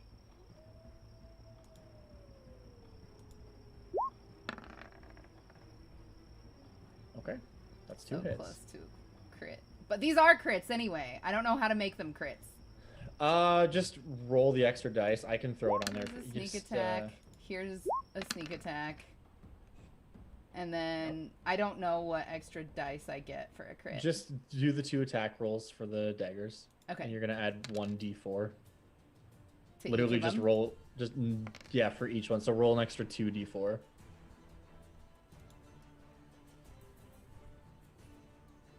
It's trying. 9, 18, 26, 30, 36. Jesus. Okay, cool. So you go up and stab this thing twice and connect to great effect. It does not go down, however. Okay. Is there anything else you want to do? I would look to Aoife and say, now. Okay. Aoife creates a fog cloud, which I don't know if I have a thing for this. I'm just gonna look up the spell real quick. Sorry. I don't have to apologize. You're fine. I just need to see what the radius on fog cloud is. Fog cloud is a 20-foot radius, which means that we're gonna go 5, 10, 15, 20. Perfect. So Aoife does a fog cloud which is centered at this point, which is gonna get everyone inside. Can you see that square that's there? Mm-hmm. Okay. So that's the fog cloud. Everything within that is obscured. Awesome. So yeah, Aoife says a quick prayer to Karametra, and is like, hopefully this works, and it does. Fog cloud kind of springs up. Aoife will then move to try to attack this one here with disadvantage because Aoife cannot see it. Can't Aoife step out of the fog cloud and gain? You cannot see into the fog cloud. Okay. But you also can't see through it. Like creatures in it are obscured, but you also are obscured from other people trying to see you. Yep. So it's a weird instance where it ends up canceling out because you have advantage and disadvantage. Mm-hmm. You have disadvantage because you can't see, but you have advantage because they can't see you. So it ends up being just an attack at normal. Aoife rolls a 24 and a 10, so the 24 is a hit. For max damage, 11 piercing damage. Now it's the Lamban's turn. The one immediately in front of you is going to attack you 2 times. Boom, boom.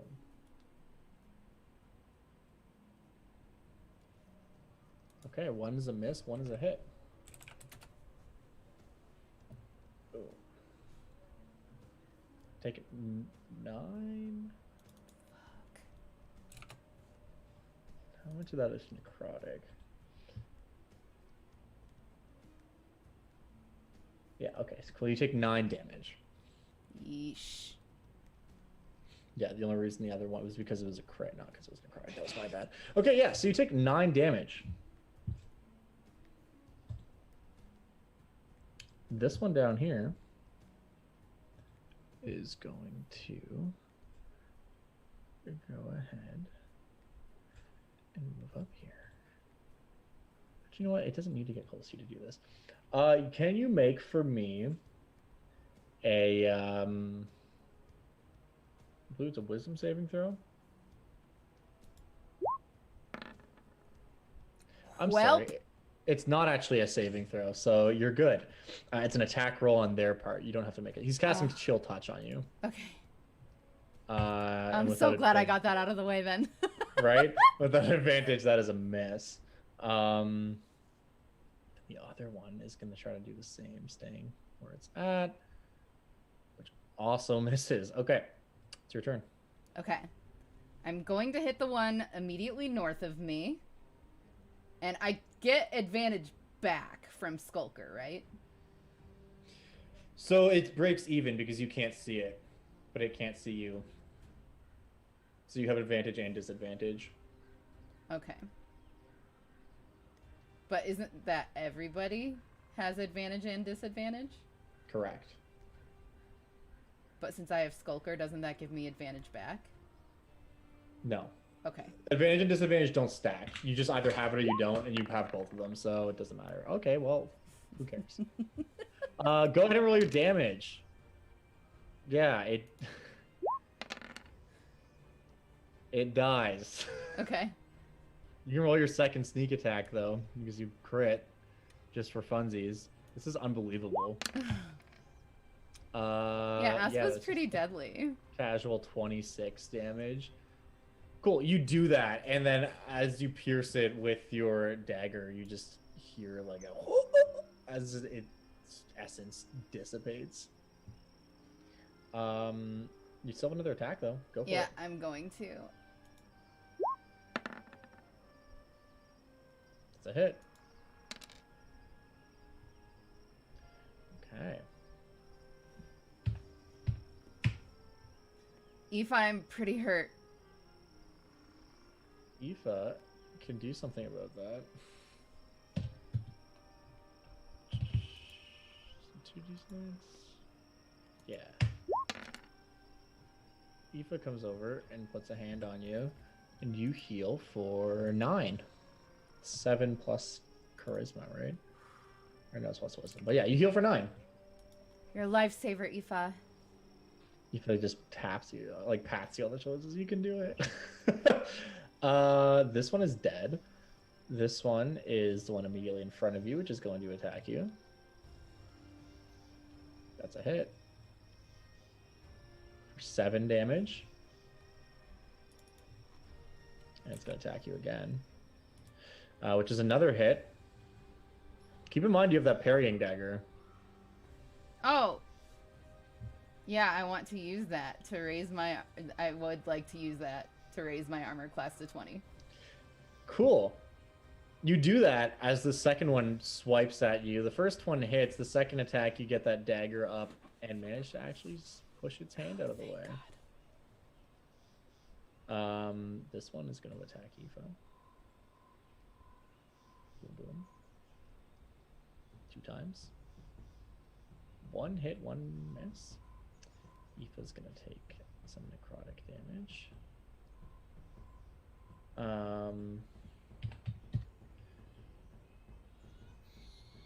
It's your turn again.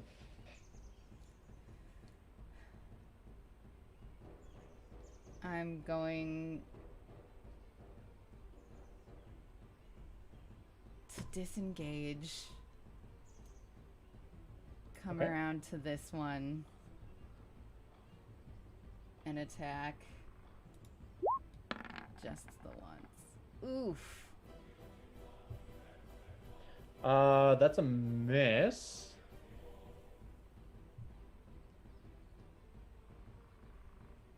You're just attacking once? Yeah, that's all I can do because I used my bonus action to disengage. Right. Okay. Aoife is going to try to team up with you and attack this one. And 1 hit, 1 miss. They're consistent, I'll say that much. Over. Piercing. Okay. Lamp pads. This one is going to step here and try to cast Chill Touch on you. Huzzah. And they miss laughably so. This one's going to reel around and try to touch you twice. I would like to use my parrying dagger. Well, if one attack misses, the other one hits, you're going to try to parry that one? Yeah. That brings your armor class up to what, 20? Uh-huh. So you swipe its hand out of the way, and it isn't quite enough, and it still manages to get through. Okay. You take 9 necrotic damage. But I don't take necrotic damage, though, right? You do take necrotic damage. The thing that I was confusing it with for earlier was it crits you, and you don't suffer the effects of critical hits. It's not the necrotic damage that you're immune to. Okay, I spit out a lot of blood. It hits Aoife in the face. Perfect. It's your turn, by the way. Die, motherfucker. It's a hit.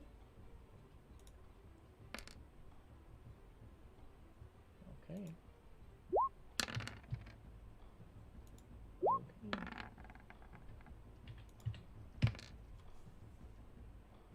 Good.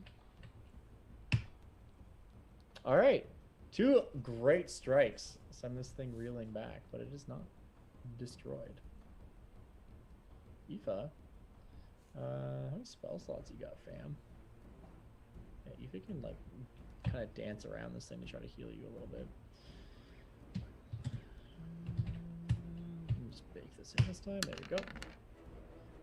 we go. Heal 4 HP. Fuck. As Aoife rolls 2 1s on that healing word. This one is going to try to Chill Touch you again.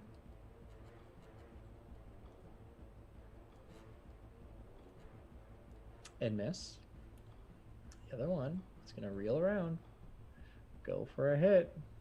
That's 1 miss. I'd like to use my parrying dagger. And that's another miss. It misses you twice. Roll a 14 and an 8. Good shit. It's your turn. Alright, motherfucker. That is a miss. Okay. Fuck! That's a hit, though. Oh, okay. For 3, plus sneak, plus 6. That's 9. All right. Aoife is going to spear it, maybe.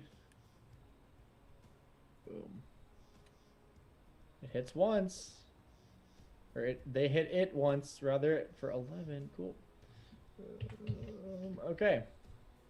My bad. What's she doing? It's still not dead. We're gonna die, Aoife. What's your armor class? 20, because I'd like to use my parrying dagger. This you can't parry because it's a spell. Okay, 17. Cool, you take 10 necrotic damage. I'm down. Are you down? Or do you have that, Oh yeah, I have Heroic Destiny. Here, chat, I'll show you. Like, that was your supernatural gift, wasn't it? Oops. Yeah. So you get reduced to 0, but you actually go to 1 HP instead. So, am I prone? No. Okay. You just are at 1 HP instead of being knocked unconscious. All right. So yeah, this thing casts Chill Touch on you, and you feel like your life force draining away. And it, you then kind of just feel Erebos's influence, like, forcing you back to your feet, basically. And you hear that little voice in your ear saying, "Not yet." Well, let's see if this will do it. His first attack is a hit. This one you can I'd like to use my parrying dagger. Cool, that is enough to turn it into a miss. The second attack is also a miss. It's your turn. I really need this guy to fucking die. It's a hit.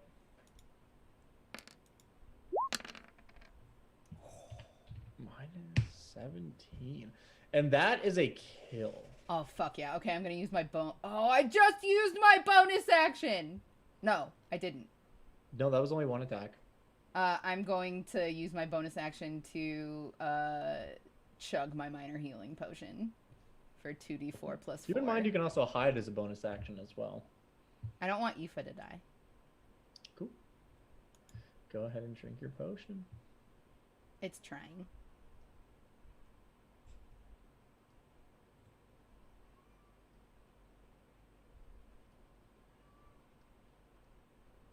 It's trying real hard. It just says rolling the dice, dot. There you go. Okay, so 9. Cool. That should also be +2, so yeah. It should be plus 2? Yeah, it's only +2. Oh, my bad. So it's 7. 7 points, right? For a regular healing potion, yeah. You got it. God, minor healing potions are so bad. Yeah. It's Aoife's turn. Let's go ahead and call that a spear attack. And another spear attack. That's 2 hits. For a total of 12 damage. This one is going to attack Aoife. With a couple of these bad boys. Miss twice. Cool. This one's dead. It's your turn. Alright. Now I get that fucking advantage. What do you get advantage from? Being able to see him and having sneak attack. He's next Sneak attack doesn't give you advantage. Or not... Doesn't it give you advantage? Hold on. No. I thought I got advantage from him being next to him.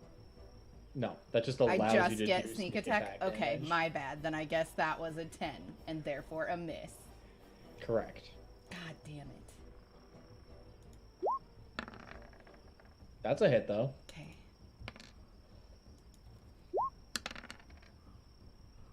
13. What languages do we know here? I guess in common, I will say, I've slain both of your allies. Don't make me slay you too. Okay. You can roll an intimidation check if you want. That's an amazing intimidation check.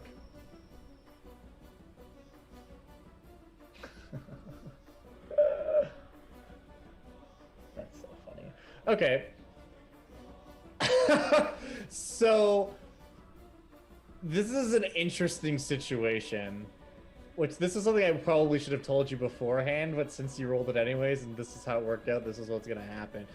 Lampads as Fae of like these creatures literally almost comprised of the essence and idea of death are immune to being frightened. Okay. However, you say this and like mid-sentence you finish saying this with like a voice that is not your own. And this lampad that is remaining just like looks at you, and it's very hard to tell because I mean I don't know how zoomed in you are on that token or not, but they're from the here up it's just like a spreading of branches and shit. It looks at your direction, like its head twists towards you, and there's like a sickly kind of snapping sound as it does so, as these things are just so uncool to look at and hear them move around and stuff. And it actually goes to a knee. It doesn't say anything, but it just stops fighting you and takes a knee.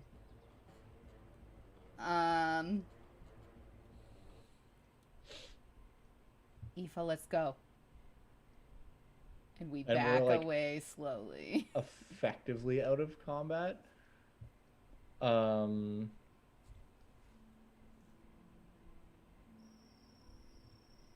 Yeah, are you just getting up and walking away? Yes. Cool. As you go to walk away, this thing starts following you. Okay. And if are you just gonna keep walking, or do you stop at any point? Nope. Just gonna keep walking until we find a good place to camp for the night. Okay.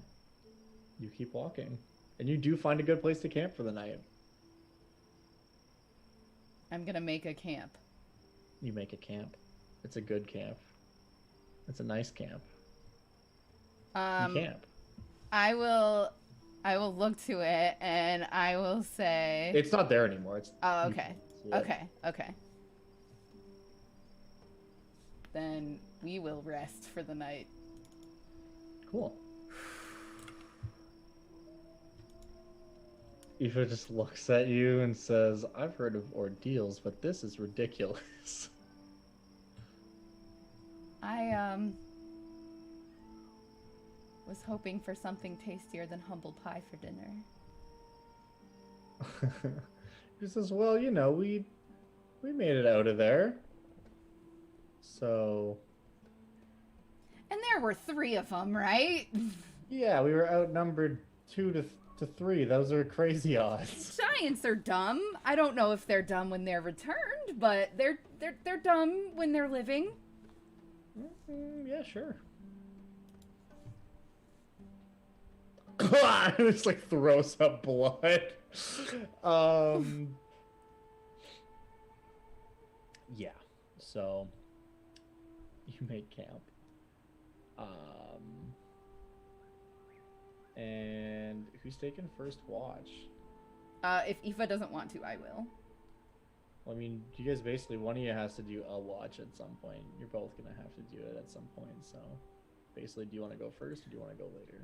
I'll be better at hiding in the dark, so I'll go first. Cool. Okay. So you guys set up your little like 2-person tent, which Aoife has because you know you just dipped and bolted out of the city with no provisions. So yeah, Aoife finishes setting up the camp, and I imagine you're probably helping making a little fire or something. Oh, no fire tonight. No way. All right. So you don't make a fire.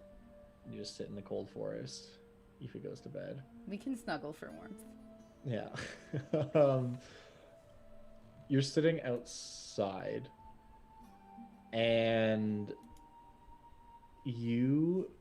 what languages do you speak? Common, Giant, and Thieves can't. Okay. You hear a voice coming from the forest, and it kind of sounds like it's coming from almost all around you at once. It's hard to determine which direction it's coming from.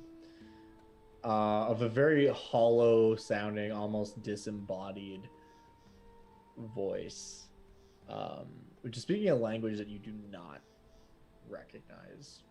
But the one word in it that you do recognize is Erebos. Okay.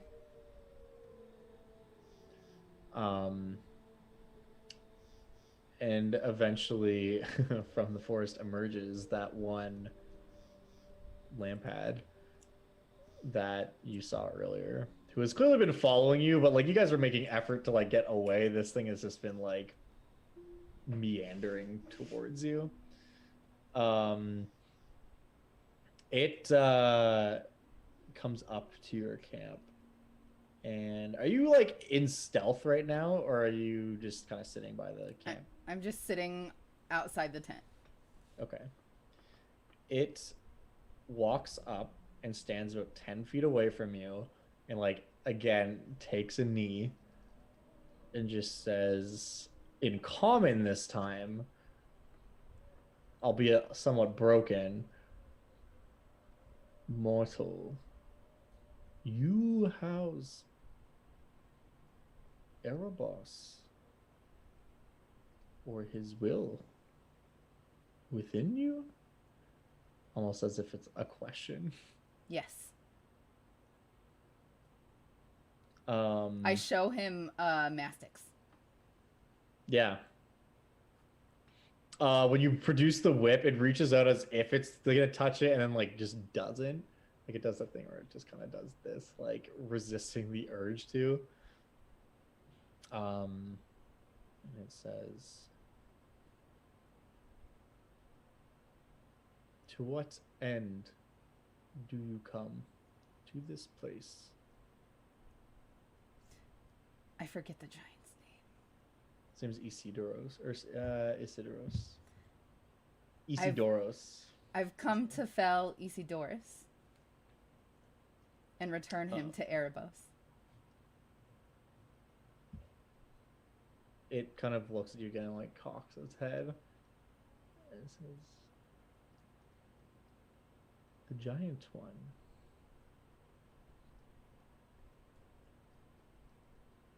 Do you wish to aid?" Interesting.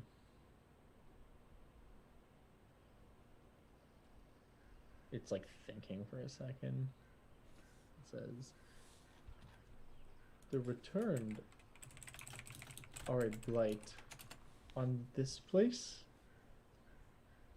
I will help you do this thing." I show him the masks and I say, "I agree. It We again shall kind of fell cocks its all head we at that. see on the way."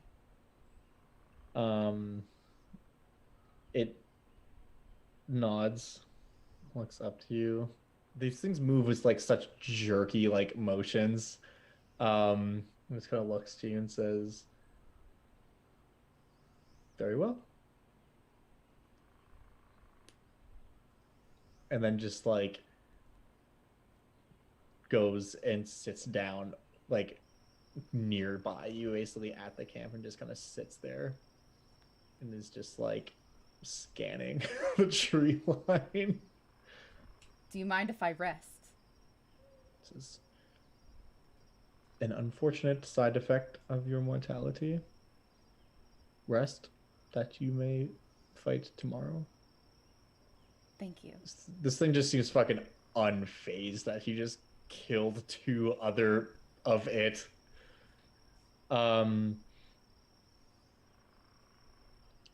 It says, "My name is impronounceable in your tongue, but you may call me Lamas if you need anything." "I am Aspa." Very well, Aspa. May the god of the dead watch over you as you rest, lest And- you mistakenly slip into the underworld. "And you as well." It says, And "I do not rest, but thank you." The At all sentiment times. is regarded. And I duck into the tent and like roll my eyes, and I'm like, Yeah. okay, this is kind of cool. You get in there, Aoife is just like asleep but shivering. I snuggle them. Yeah. Um, I wake them up. Hmm. I say, you'll get to go back to sleep, but I just recruited that thing we fought. He says, they say,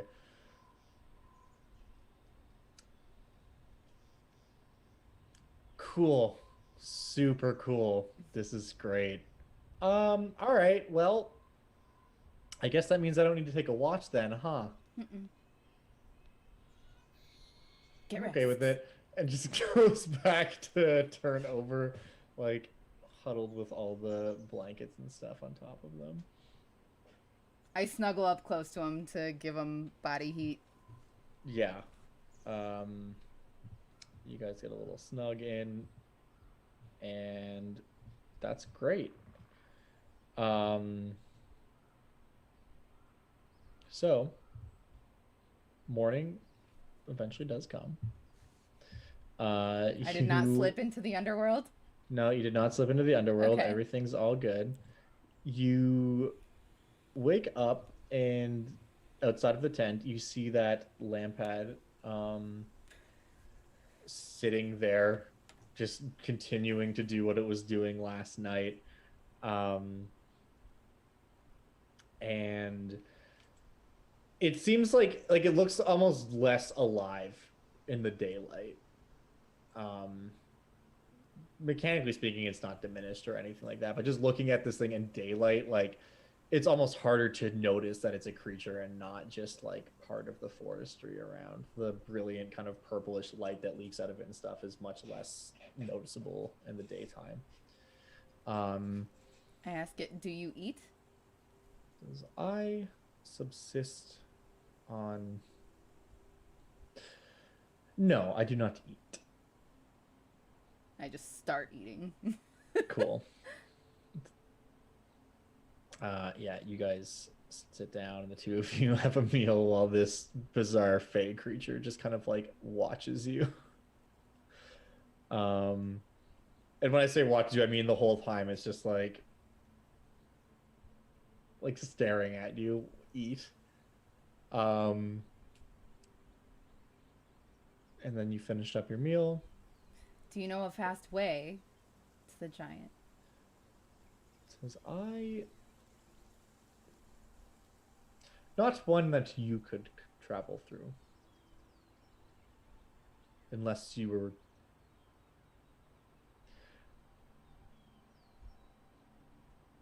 No. Do you know the fastest way that I could go? Yes. I will show Lead. you. Thank you. Certainly. It's my pleasure. And Aoife is just like, oh man, can we like trust this guy? Like, what's going on with all that? I think we play along at least. Aoife says, I mean, I guess it hasn't attacked us yet, so We did totally sleep a could've- full night under its watch. that's true. It's pretty great. All right, I'm convinced. Just What did he say to call him? Lampus? Lampus, yeah, Okay. was Lampus? the name that Lampus, like Lampus. Lampa. Okay. Yeah, was the name that it gave to you. Lampus, this is Aoife. Just turns and looks at Aoife and says, okay. Hello, Aoife. Aoife says, hi. Hi. It says, well, now that that is over, let us go. Just starts like walking through the forest. He's just like, all right, and just pulls the pack up with like the spear and shield on it and stuff. And you guys start heading heading through the forest, still in that southern direction. And this is the point where, you know, it becomes much more obvious that you are no longer in the Nessian Wood. You are now well beyond that kind of middling few miles of overlappage that happens between the two, and you are now just straight up in the Despair Lands. And it is immediately obvious to you why this place is referred to as such. The ground itself is it's mostly dirt that has a texture akin to ash more than anything else. Any foliage that is left here is just like a desiccated version of what may have at one time been massive trees and fauna.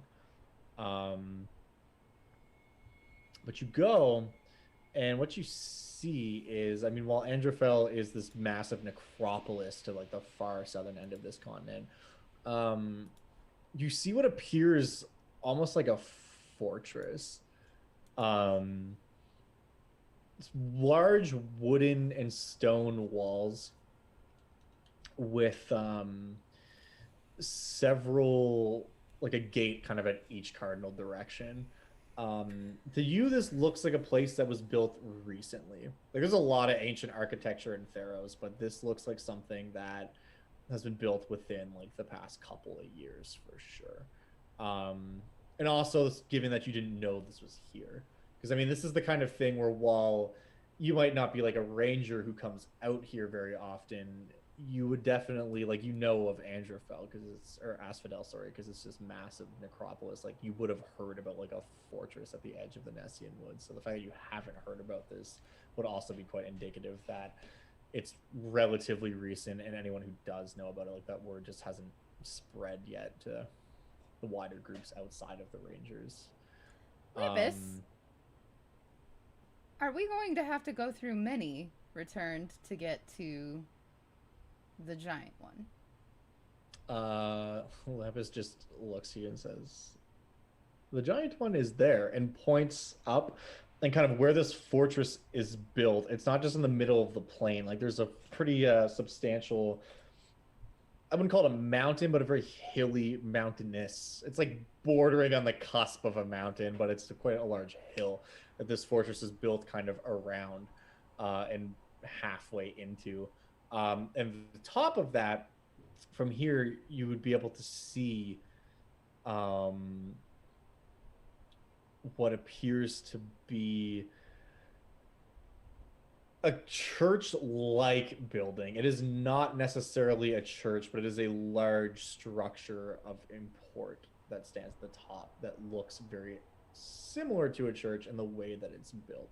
And it's kind of has that like domed roof on the top of it that's just capped with gold. And Lampas is just like pointing at that. Right there at the tippy top, huh? Lampas says, yes.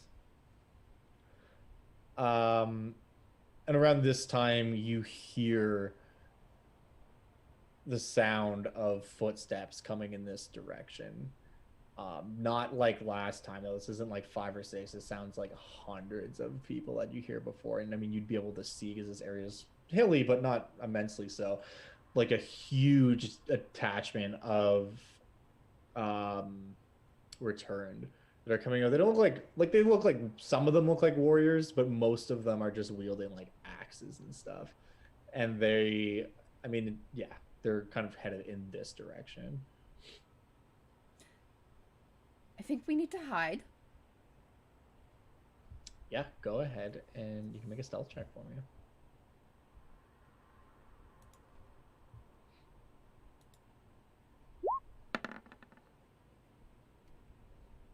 Okay. Okay. Let's see how Aoife does. Aoife rolled just a little bit worse than you. Let's see how Lampus does. Cool. How did Lampus do? Lampus did really good. the best they could do, you could even say.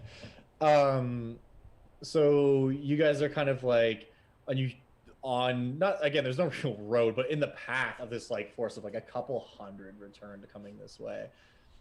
And you guys kind of take refuge behind like a boulder or something like that. And Lampa's just like puts a hand on your shoulder, and it's like one of these kind of things where each finger just kind of comes down over your shoulder, and they're like half an inch longer than they probably should be, and it's this very uncanny valley. And like you're like this far away from this thing's face, and it just looks at you and says, "Not here."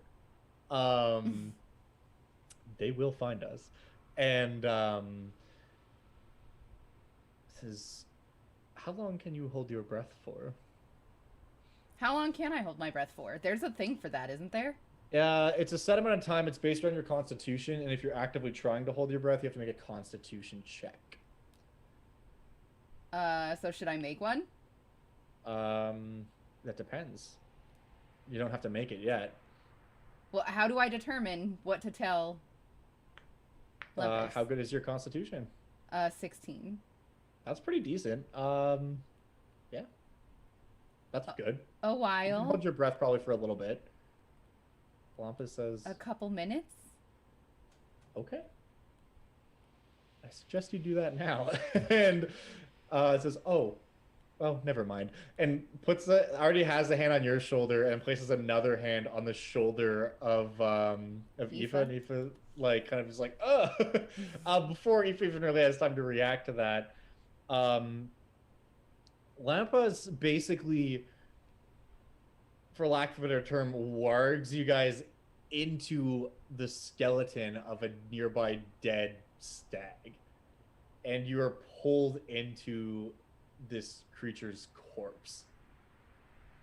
And you are unable to breathe while you're in here. But you can make a constitution check and see how long you can hold your breath for. You can do this with advantage because you were aware about that this was about to happen.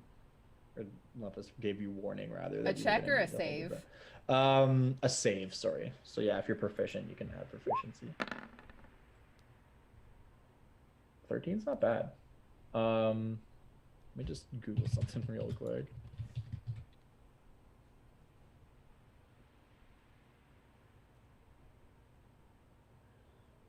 Right, okay, so you have a 16, right?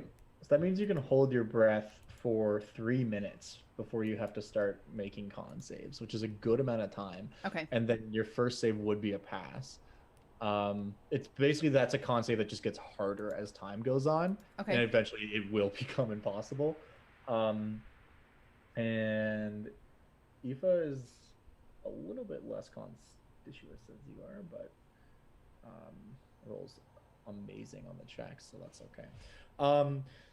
So that's good enough. Yeah, you basically get pulled into this, and Lampas, who's still able to just exist and speak inside of it. You're almost, it's not quite the ethereal plane. You're almost like in a section of the underworld that overlaps with this one. Literally being housed inside of this deceased creature's remains. And Lampas says to you, "This is what I was referring to when I said there was a way that you could not go." And you can still see the outside world, and you see all of these returned, like, passing by. And eventually they all just move past you. And it's very weird, because normally in a situation like this, you would have the ones who are clearly in charge, like, barking orders and, like, giving commands and stuff like that. That is not the case. It is quite uncanny as this, like, silent mob of, like, a couple hundred faceless individuals all wearing these gold masks just plods past you. And eventually they move far enough away where it is safe, and Lampas just kind of like undoes whatever effect it was doing, and you come out of this creature's remains. That's a neat trick. And I look to Aoife to make sure he's okay. They're okay. Aoife's fine, oddly enough. Aoife's like still, again, it's like gasping, but is not like on the cusp of passing out or anything. Alpha says, "You did well. Were you to lose your breath in there, your soul may have escaped your body, but I knew you could do it." And you just behind you in the direction you came from, where you can still kind of see the border of the forest, you just see all of these guys just like start hacking up the trees and stuff like that, and bringing low these like massive trees that have probably been there for like hundreds of years. But ultimately, there's not really a whole lot you can do about that in this moment. And yeah, the fort lies ahead of you. Let's go. Wait. Should we put on the masks? Alpha says that would be one way to get in. Aoife says, I mean, I'm sure you could probably sneak in, but if you don't want to go in by yourself, it might not be a bad idea. Yeah, I hand him one of the masks, I put on one of the masks, and I use my disguise kit to make us up. Yeah, roll a check with your disguise kit, and this is basically just going to determine the DC that they're going to have to beat. Again, you can take advantage on this if you want to take like half an hour to do this. Yes. Because Aoife would be giving you the help action, as it were. There we go. Cool. That's so better. basically, in order to determine that you are in disguise, someone would have to pass an insight of 24, which is quite a high bar. And I would put like extra clothes on Lampus and give them a mask as well. Yeah, for sure. It's funny because as you do so, like they're bundled up, but there's still like little bits of purple light that kind of escape out of like some of the cracks and stuff. But yeah, you guys make 3 pretty convincing return. So you, I guess, start heading towards this fortress. As you do, again, you get closer and you see these straight walls. It's kind of like a 6-sided fort with like points at the end of each point is like a massive like ballista, and a gate in each cardinal direction. And as you get closer, you see the walls are just like lined with guards who most of them have these weird like masks that come out and stick out like quite wide. And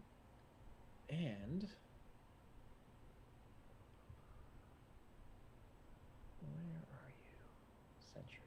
There you are. Let's go ahead and see how these guys do.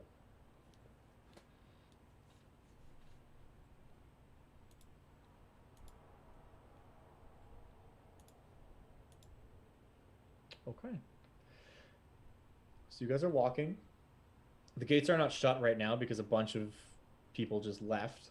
As you walk in, you just kind of see the heads of 4 of these sentries near the gate. These silent watchers just like kind of turn and watch you go in. Mm-hmm. But they don't move to grab weapons or anything. Okay.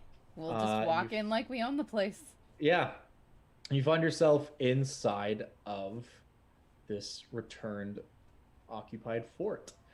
There are buildings and stuff in here, but almost all of them lack any of the like architectural creativeness that you've seen before. Like they have houses and they have like what is clearly an area for training soldiers, and they have like all the stuff you'd expect to see in a fort like this, with the exception of like a mess hall and like a place to eat. You do not see that anywhere. But it all is just like block shapes. Like a house is like a rectangle with a flat roof that is made from stone, and there's like nothing else to it. No. Whereas even your people who like don't necessarily do a lot of crazy architectural stuff still take pride in the houses and buildings they do build and how it's like interwoven with nature. Or the people of Melitus who go to great extents to make their architecture like for them, architecture is almost a form of worship to Afara, the goddess of cities. So all their architecture is like extremely ornate and beautiful. Like the people of Akros, all of their architecture, while Spartan in a way is still built to honor the gods, and like there's still care and like creativity put into it that like architects have taken time to design these buildings. You don't get any semblance of that. Like this is just built to serve a function, and that's it. um and you just kind of see this as you walk around, and there are a bunch of returned in here who seem to be non-combatants that like don't have weapons or anything and are just dressed in like very simple like pullover, like something akin to like a toga, almost just like what you'd see pretty much any common citizen wearing. Just going about their business, like moving things from one place to another, um working on building things up, just kind of walking around going about their business. And none of them seem to pay you any mind. Um, in here, it's not quite as deathly silent as that last group, like because there are things to be discussed and things that have to happen. There are people aren't talking, like people are communicating in common and stuff, but it's all generally pretty simple ideas, like bring me this, I'm here to give you this, that kind of thing. But yeah, they're going about their business. You see all these golden masks everywhere. And as you get closer to kind of the northern end of this fort, you can see this large outcropping and this what looks to be, you can roll like a religion check for me, if you would be so kind. Absolutely.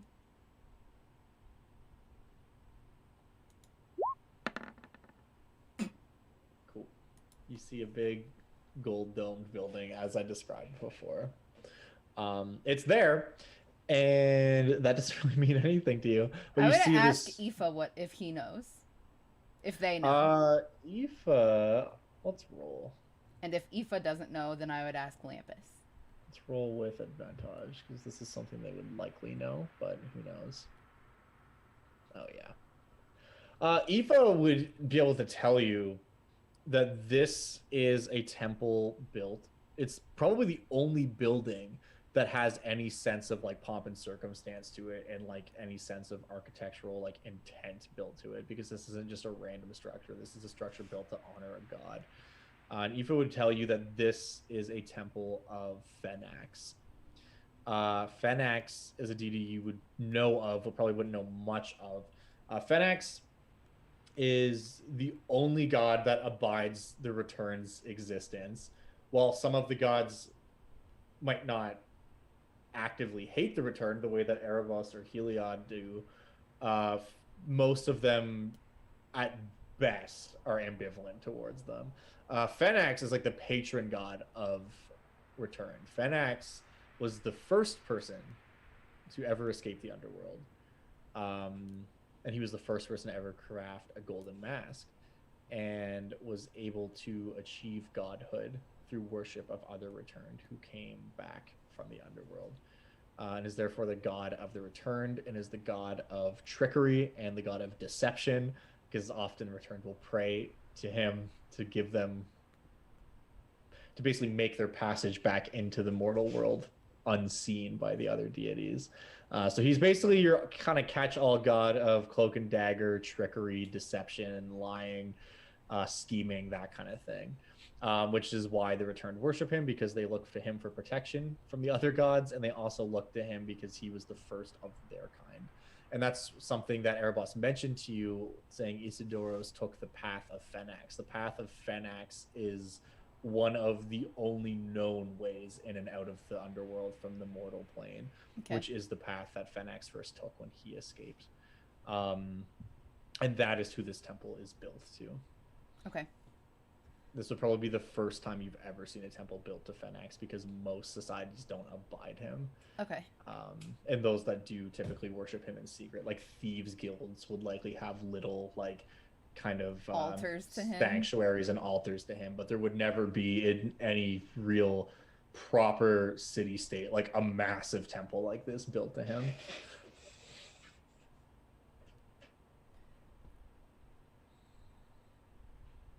Let's go.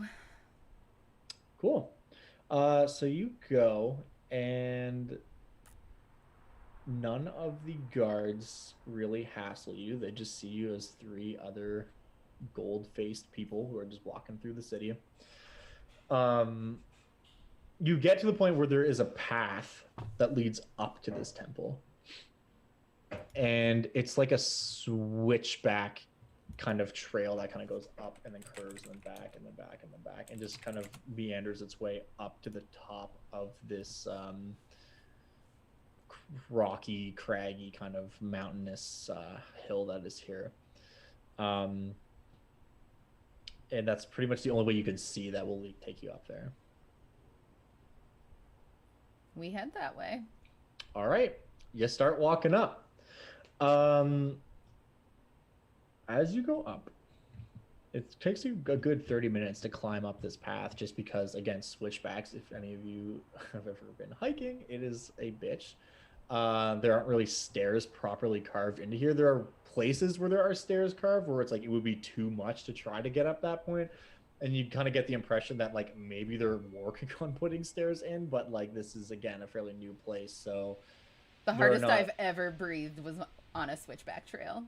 Yeah. Like ever. Like I thought I was going to die. I like cried. So yeah, while it's probably not quite that intense, it is still going to take you a while to get up here. And yeah, you get up and you're at like the third or fourth kind of column down. And you see the base of this massive building. And I will actually take us to a map here. Let me just put you and your friends on here.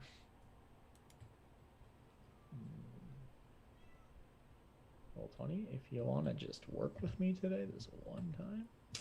Pretty cool. Pretty cool.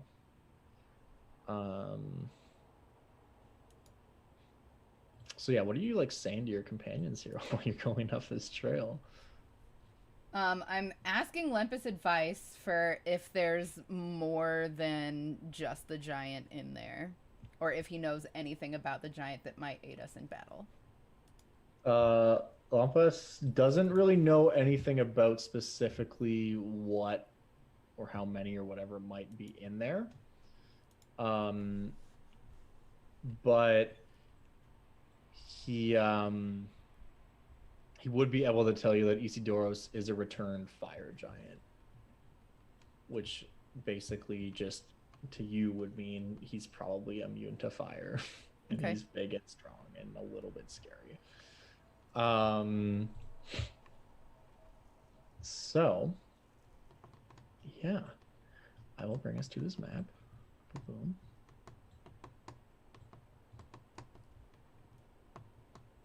I'll bring it to the map here as well. Should I be seeing things? Can you not see things? I cannot see things. Oh, I'm sorry. I need to give you sight on your token. There you go. Can you see things now? Yes.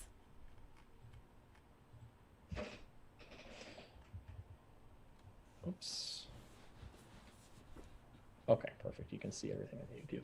Okay. Sorry about that, folks. There we go.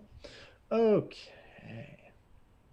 So, going up the side of this mountain, you see there are numerous guards just kind of like watching the path.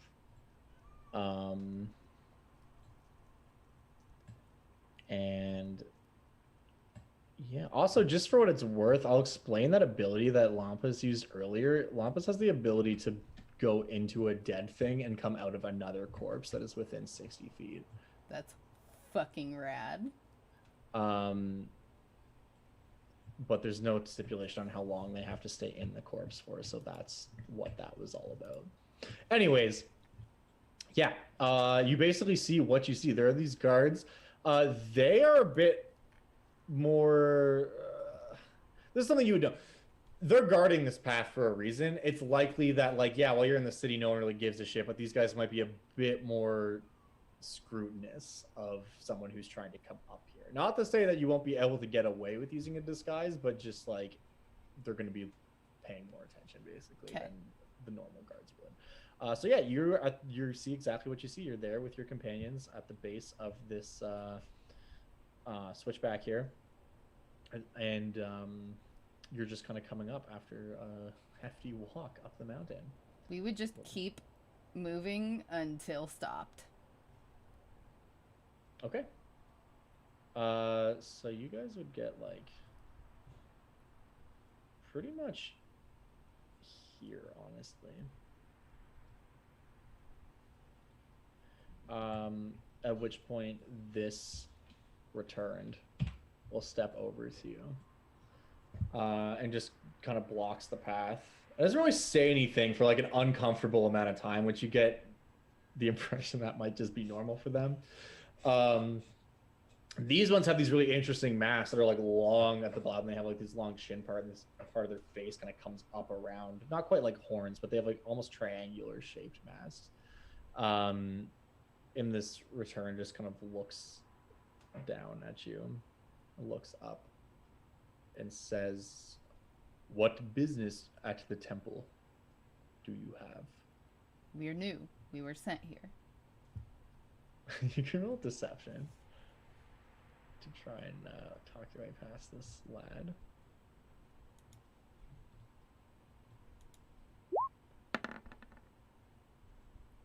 That's not bad. You have a 0 mod to deception? Yeah. That's interesting. I don't know You're why the I one thought it who was made higher. the character. That's not true. You're the one that gave it the stats. Yeah, but you picked all the proficiencies and everything. Anyways, that's gonna just be a straight up versus insight. Cool. The sentry just looks at you and says, "Your mask shows much wear for someone who is new." I'm clumsy. Well, a deception check at disadvantage.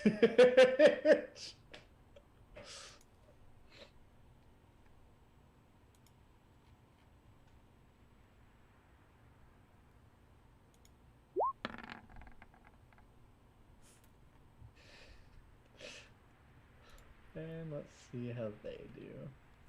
Yeah, just barely, but the sentry kind of looks over you and says, not the type of person I would expect to allow entry into the temple." And you see them turn, and you get the impression that they're about to call for one of the other guards to come down. I'm going to stab him in the back.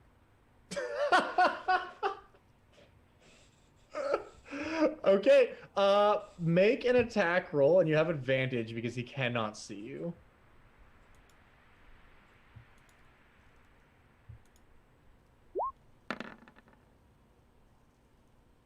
That's definitely a hit. And he's surprised, so it's an automatic crit as well. So, yeah. So that's 8. God damn it. 9, 10. That first attack, you didn't put your sneak attack on there, did you? Yeah, I did. Right I there. don't see it. Sneak attack 2. Oh, it was only 2. Yeah. But you double the sneak attack because it's a crit, right? Oh, right. So you roll Thank twice. God. Oh. That was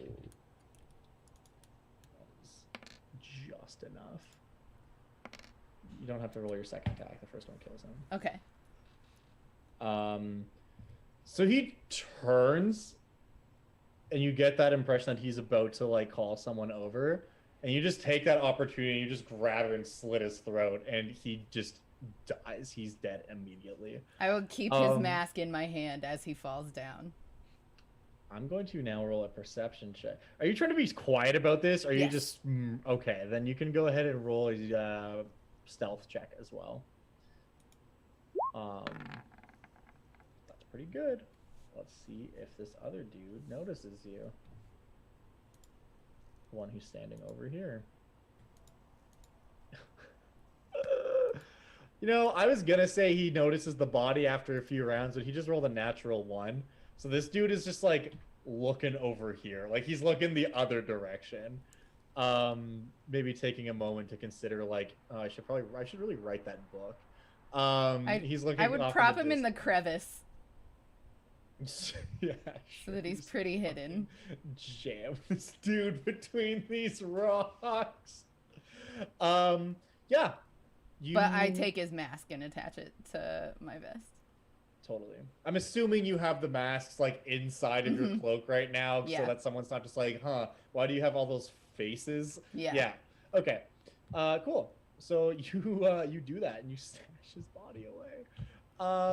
And then just keep going up the trail, I imagine? Until stopped. Okay. You'll get up to, there's another guard who's just kind of standing over here watching over the cliff. Again, we'll step into your way. And just say, who is it that goes there? I did not hear the call for any visitors. We're new. We're being sent to the temple. You can roll deception with advantage. Because he's assuming that you just made it past a bunch of other guards. The other guy. Yeah. Cool. He says, very well. I did not hear Arathon speak the word, but clearly he let you through, so... And he kind of steps out of the way. And then we're going to do a quick one of these. Do you need to speak the word to the next man? He says, no. If you are this far, I assume the others will assume that you are meant to be here. Why should I speak the word? I don't know. I'm new. And I keep walking. Cool.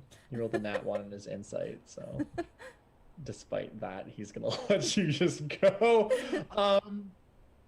So yeah, you meander around this path, and you will eventually get up to be up here. Whoops, I just put you way up there. As you kind of come up the temple steps, you walk past another 2 guards, and you find yourself up here. From up here, you can see there's 4 guards standing way in front of the temple doors. And they don't hassle you or anything. I mean, you've got your masks on, your disguises are sound. They assume that you're meant to be here. So you can just kind of go right on up. I need to delete a thing. There it is. These 2 open the doors for you. Just kind of swinging them open. As they do so, they both give you a nod and just say, shadows protect you. And also you. Perfect. You make your way through. That seems like the thing you were supposed to say. And you see an altar at the other end of the room over here, which is to Fenax. And in front of it, you see a fire giant, which is literally a huge creature. They stand like 23, 24 feet tall. Although you may have seen a fire giant or at least heard depictions of them, they usually have this great like mane of burning fire around their heads that kind of just goes at all times. This one still has that, but it's like this dark, sickly blue kind of color. And as you come in, the temple doors shut behind you. And he is facing away from you right now, kind of kneeling at this altar.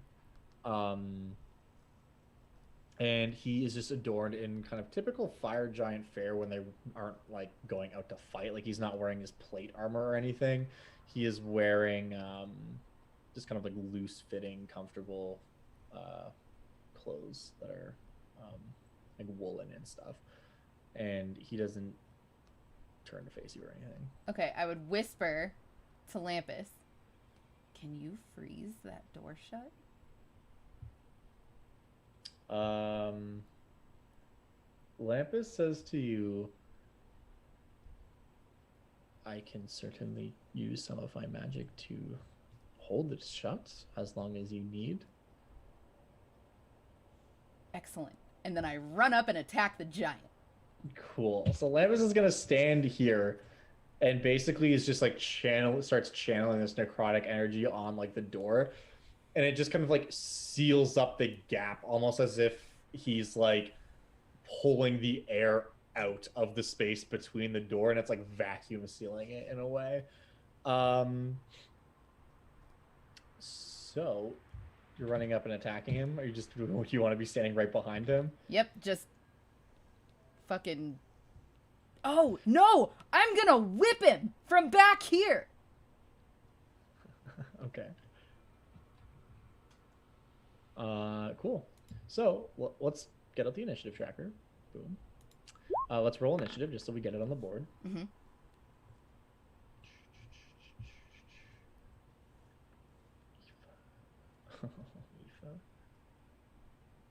Aoife.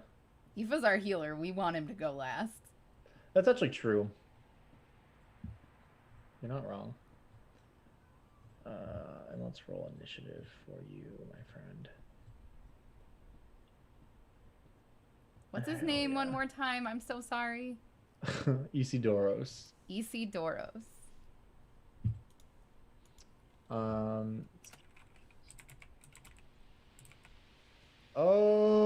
Okay. Let's switch this up a little bit. So yeah, so you are gonna whip. Are you doing like your 1 per day super long range whip attack? Will it hit him from here if I don't? No. It only reaches like 10, right? A whip has a 10-foot range, yeah. Yeah, I'll do my one long range one. Big attack. Sure. Mm-hmm. Give me a second here. Just gonna put some combat music on, because that's fun. So yeah, you come up behind this dude and unfurl Mastix, the whip of Erebos, at your side, and you can go ahead and make an attack roll with it. This attack has advantage because he's not aware that you're there. He does not yet risen to acknowledge you, so go ahead and go for it. 13 is 13 is a mess. Fuck's sake. Against this large lad. That is unfortunate. Okay, well then, my smooth recovery is when I crack the whip. I say, Isidorus, it is time for you to return to Erebos. Cool. Would you like to do anything else with your turn? No. I have my parrying dagger out and my whip. Okay.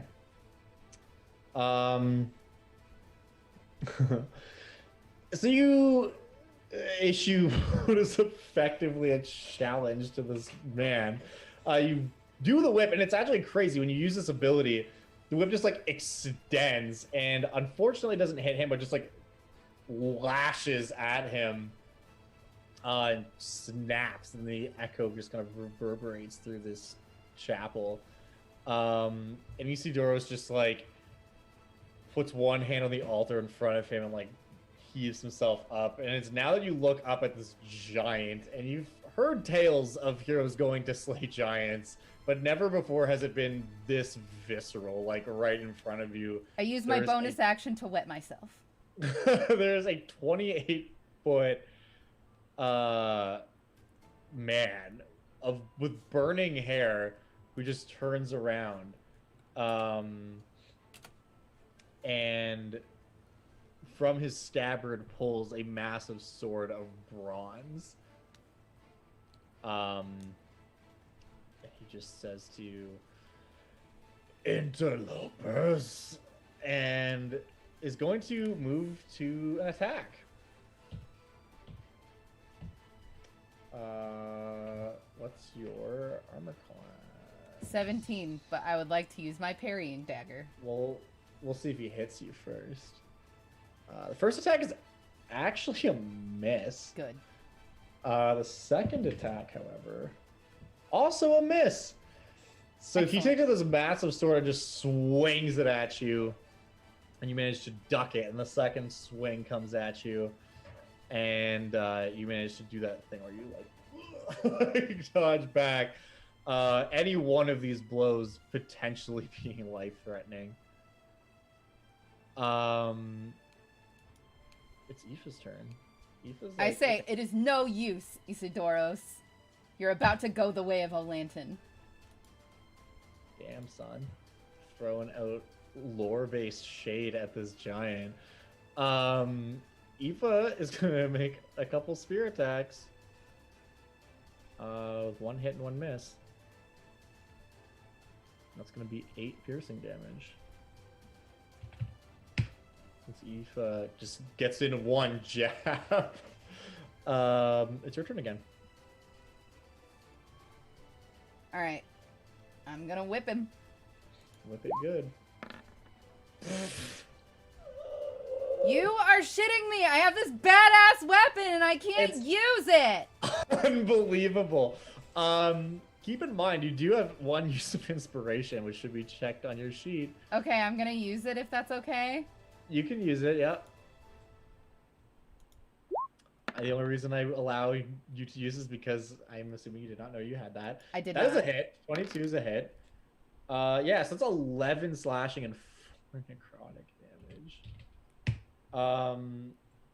So, with that, you lash out and hit him, and the whip, like, burns him as it peels away flesh from bone.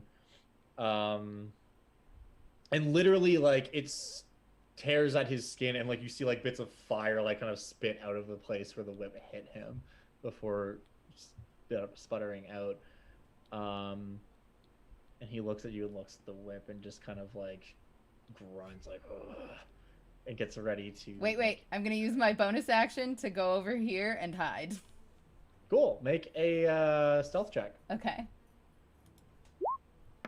Sorry, Aoife, you should be here, not there. Fuck! This is incredible. All right. Let's see if he sees you first. It's a nat 1. He definitely sees me, right? You can't crit fail skill checks. Okay. You can't crit success skill checks either. Okay. You just did the worst you could possibly do. Okay. So yeah, he sees you. And is going to go here and swing. Am I at least behind cover because of this column? Oh, I mean, against like arrows or a regular enemy, absolutely. Against a giant, he's taking the column down whether he hits you or not. He is just destroying this pillar as he swings at you. Which, whoops, is going to be, that is a hit. I'd like to use my parrying dagger. Okay, you raise your AC up, and that, despite all odds, causes his first attack to actually miss. Yes. His second attack just hits you. I can't use my parrying dagger again, can I? You've already used your reaction. So.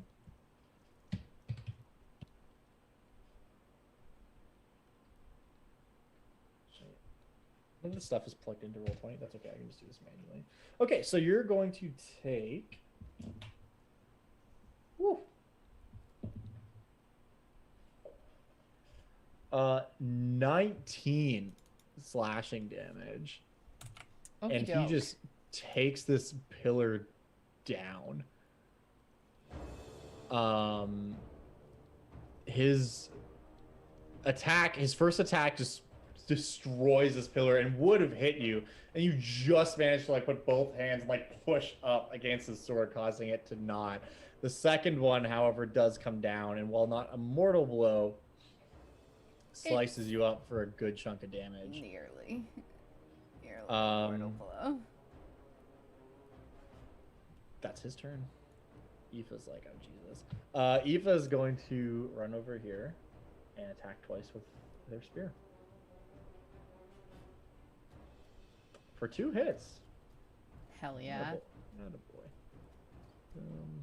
Dealing a total of 12 damage.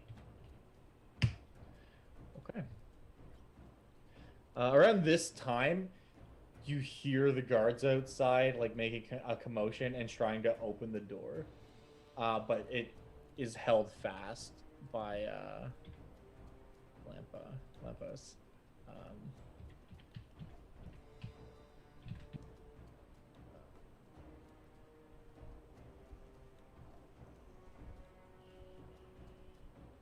These guys start coming up. Okay, it's your turn. Is Lampus supposed to be an initiative? No. Okay. He's just holding the door shut. Okay. If he backs away from that, we can roll him in, but then that means that all these guys are going to be able to start spilling in. 13. I've got to be fucking kidding me. This is actually mind-blowing. I can't. I'll get in with the parrying dagger. Okay. That's a hit.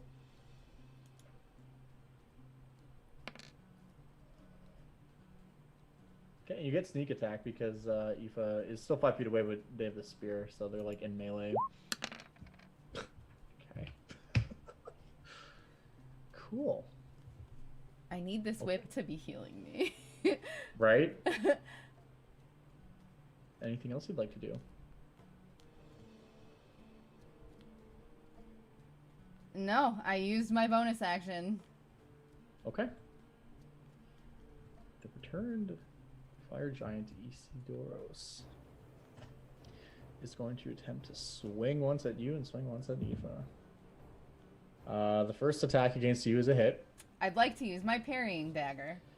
It just barely manages to bring your AC up high enough that it does not hit you. The second attack.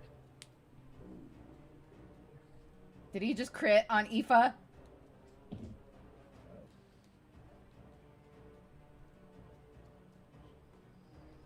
Yeah. It's gonna cause a couple wounds to Aoife. So literally what happens is you manage to like push this thing up with the parry dagger, and the same swipe, he just keeps going, and it just like smashes into Aoife's shield and like sends them reeling back almost against the ground. Splitting part of the shield open. That person's hand is definitely broken. It's Aoife's turn. Aoife! Aoife is going to go to try to kind of like dance around this guy and do spear attacks. Woo! Well, the first one's a crit. Yes. And the second one's a regular hit. So that's 17 plus 9. Fuck yes, Aoife. Casual 26. Aoife never one to just take a beating lying down, gets visibly angry for maybe the 3rd time you've ever seen this happen in your life, and just fucking stabs him a couple of good times, like running back and stabbing him in the legs as he makes his way back, or as they make their way back there. It's on you.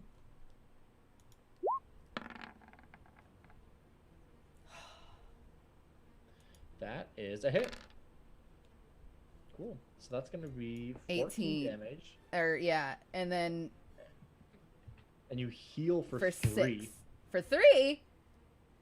Yeah.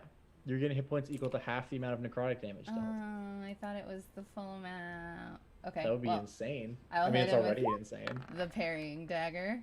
Don't forget to add your sneak attack onto that as well. Good call. It's another casual 11. Jesus Christ, dude. Okay. Yeah, the 19 with the parrying dagger is definitely a hit for max damage again. That's just cool. Great. Okay. Fire Giant, enraged, is going to... Oh. Hold on a second. Nice, that did work. Okay, I don't have to roll manually. I can just drop it in. Great. is going to attack with his sword. Oh my god. Did he just crit against me? No. And the second attack is... Oh my god, dude. Okay, he attacks you once and Aoife once, both of which are critical hits. Fuck. The attack against you is going to deal 50 damage. Well, heroic destiny. Here you go, chat.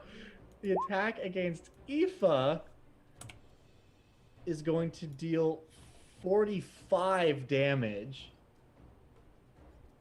Does that just outright kill them?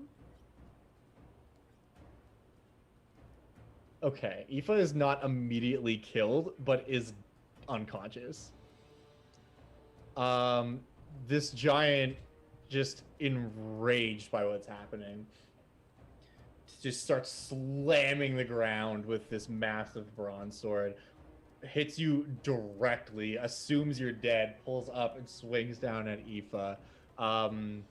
Again, that influence of Erebos just hanging over you, your body refusing to let your soul leave, basically.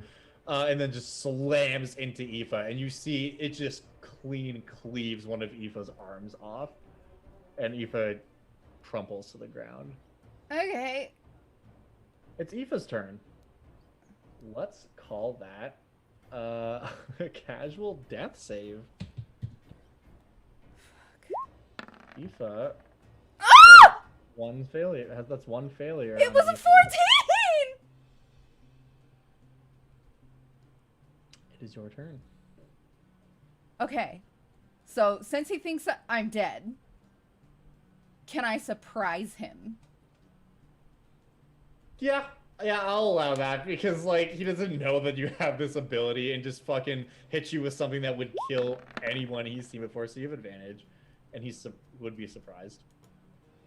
That's definitely a hit. It's automatically a crit because he's surprised. So what extra die do I roll? A so D4? You need to roll an additional 2d8 and an additional d4. And then hit your sneak attack twice.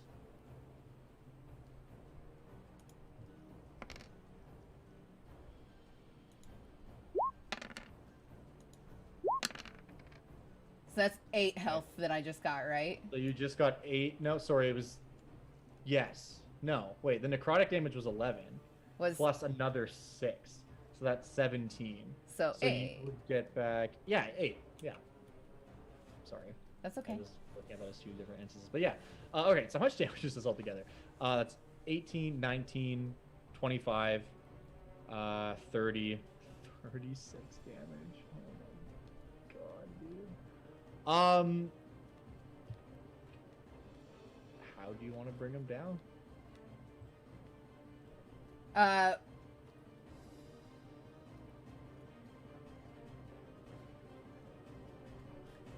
I'll say, Erebos, one life for another, and rip up his mask and shove my dagger in.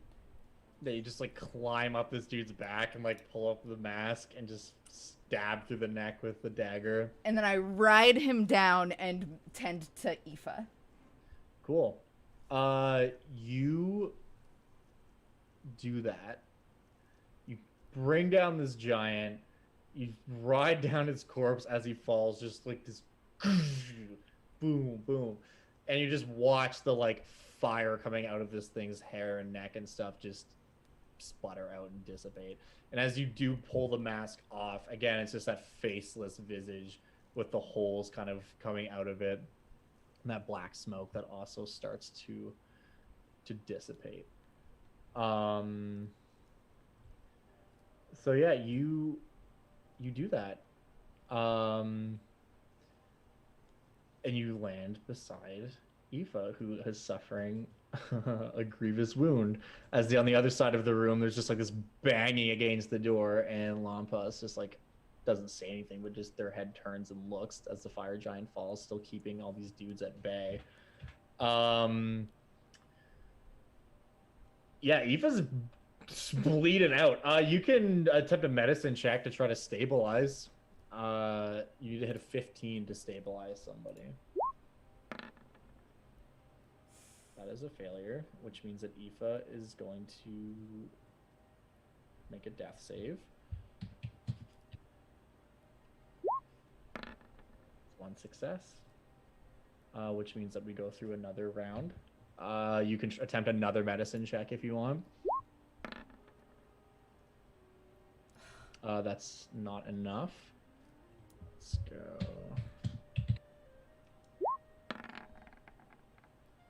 Another pass. It's another pass. You can attempt another medicine check if you want. Oh my god! Just barely not enough. This could be him or them, rather, surviving. And that's a success. Okay. So Eva is still unconscious, but stable. Does Aoife... you get over I start rooting around in Aoife's pockets to see if they have a potion. Aoife does not have a health potion in their inventory. Bandages, anything that could help me bring them back. You would find like bandages and stuff, but nothing that's going to straight up recover HP in combat. There's no health potions or anything. I can use a medicine check though, right? Not to bring someone back to consciousness. Okay. The medicine check will stabilize somebody. So all right. If you had hit a 15, like they would have stopped bleeding to death. Okay. Lampus, how long can you fortify? Lampus just looks and says, as long as is required, unless more come.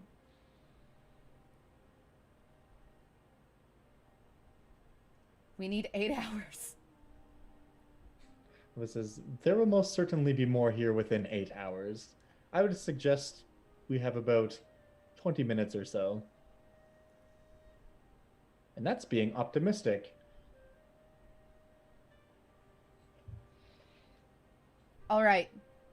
Here's the new plan. You're going to take Aoife and you're going to corpse hop to somewhere safe. I'm going to hide. And I will meet you there. Where we camped last night. Okay. Lampa says, I can do this. If Aoife is not conscious, there is significant risk to their health. But I can certainly try. Be fast. Keep him alive. Keep them alive. Cool. So, Lampas comes over here, puts a hand on Aoife. I'm gonna hide before he stops concentrating on that door. Yeah, it'll be like at the end of this round, though, for sure. Puts a hand on Aoife, puts another hand on the giant, and disappears. Like they just go into it, basically. And both of them are just gone. You can roll for me a stealth check.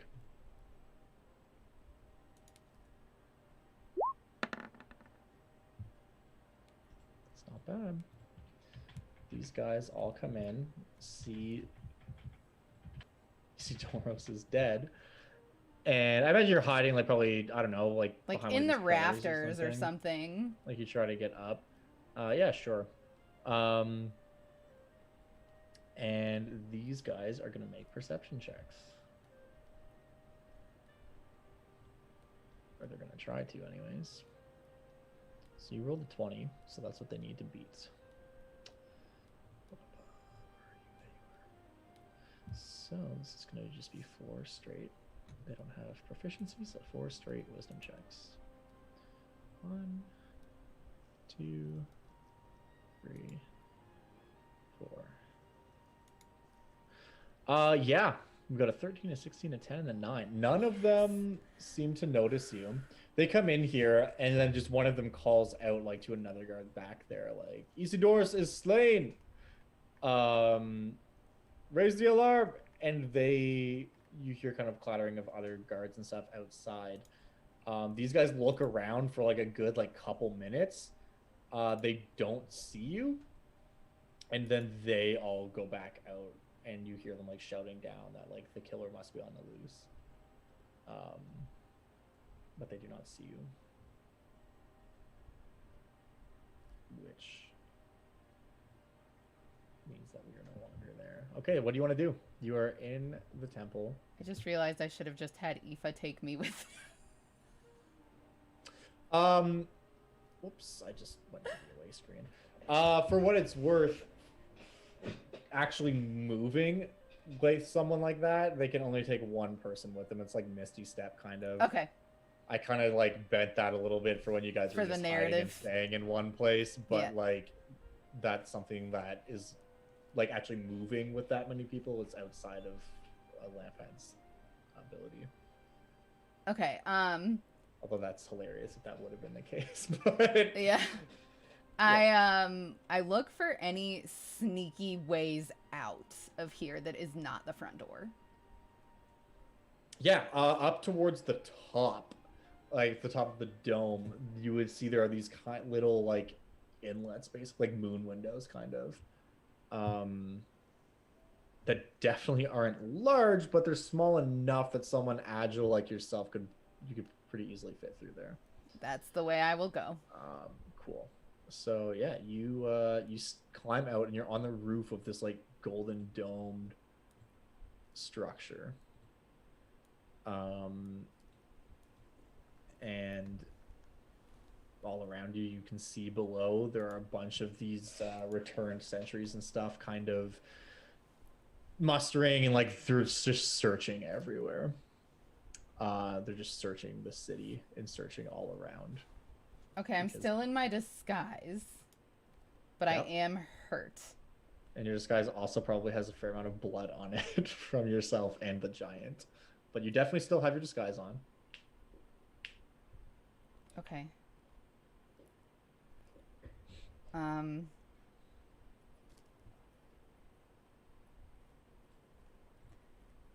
I guess I'm gonna look for an opening where there aren't people or aren't people looking. Make a perception check.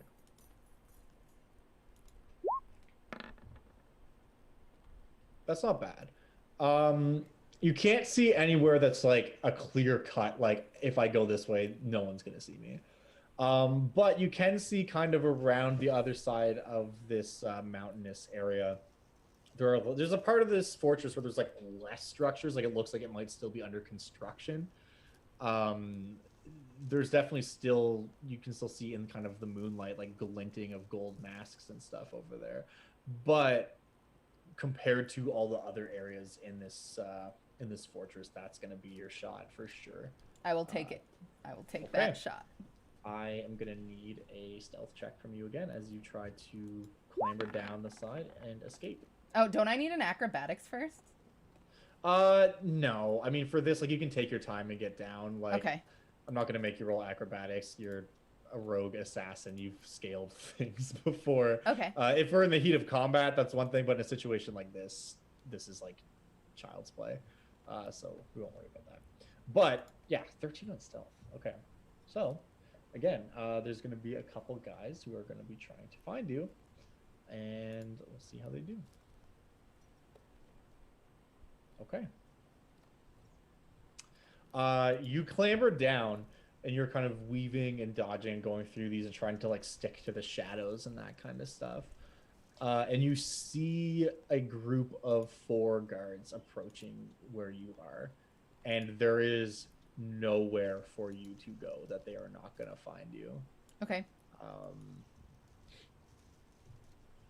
What would you like to do?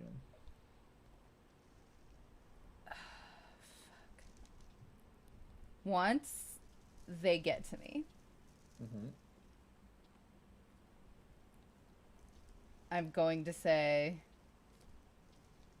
"It must have been Heliod himself. He went that way," and point in the opposite direction. Okay, yeah. Roll a deception check. That's pretty good. Let's see if they buy it. And I'm like clutching my wound.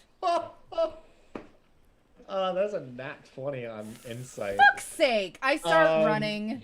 Cool. One of them literally just looks to you and just hears what you say, and is just like, "There's no reason for you to be here. You're covered in blood."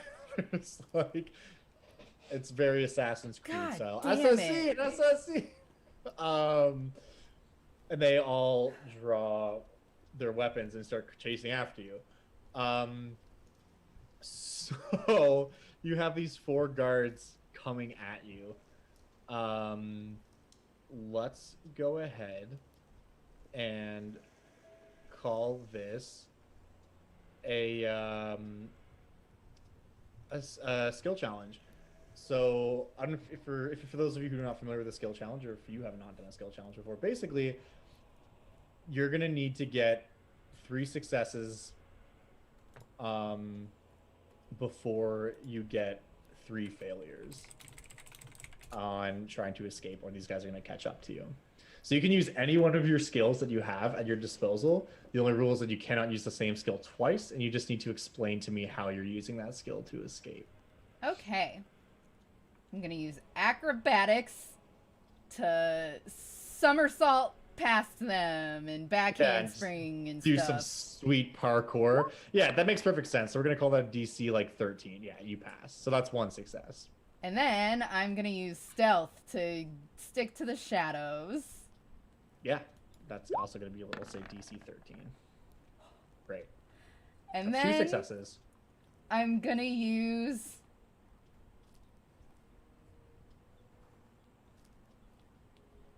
animal handling to catch a ride on a wild deer. All right, that's going to be like DC 16. Nope, but I'm gonna use perception to find a sneaky way out. Okay, we'll call that DC 13. That makes sense. You cannot find a way out. You look around and you do not see a path. Okay, sneaky deer, sneaky deer. All right, roll that animal handling check. Yes! All right, so these guys come up on you, and you just tell the most bull-faced lie that anyone has ever told in Theros. Somewhere Heliod cringes that someone just used his name in such a bull-faced lie. And these guys come after you, and you manage to just like duck under their weapons and hop over a wall and kind of get somewhere hard to go, and then duck underneath some of these like overhanging like cloth construction mats and stuff. And they can't see you for a minute, and you're like, okay, I've lost them, but you still need to get out of here. You're looking around, you can't see anything. You run to the side, and this part of the wall is like opened up because it's not finished yet, so you're just on the brink of being outside of the city. And you look over, and you see this deer that appears skeletal in nature, with a pair of like golden stag horns. These golden horns coming off of its head that all kind of have like little golden like ringlets and stuff on them. And the deer itself is not like fully skeletal, but its face is skeletal and the rest of its body is kind of this like gray fur. And it's there almost as if it was waiting for you.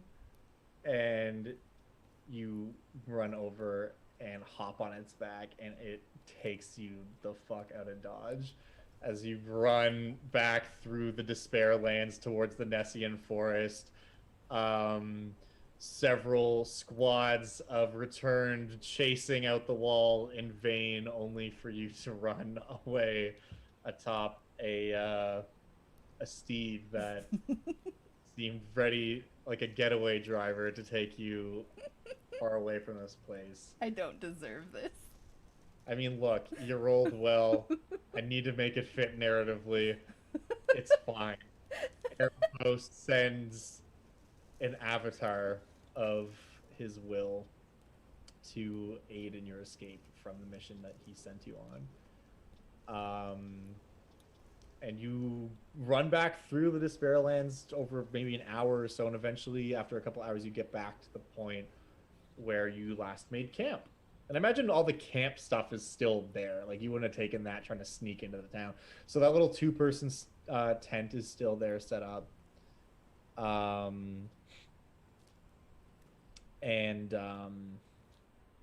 Yeah, you do not see anyone else there. Lampas nor Aoife are there yet.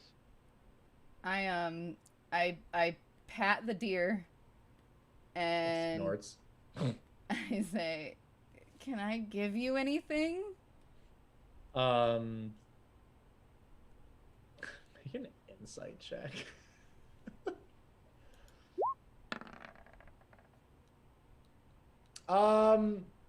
This is definitely some type of fey creature that was clearly sent here by Erebos to aid you. What do fae like? Well, that's exactly the point, is like, it's an agent of Erebos. It's just like, dude, I'm just doing my job. Like, it doesn't really expect anything from you. I give it one of the masks. Cool.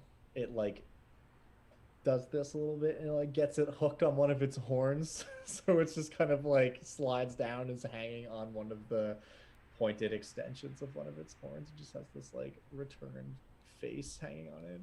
And I go into the tent and I pass out. Cool. Yeah, you fall asleep inside of the tent. And you have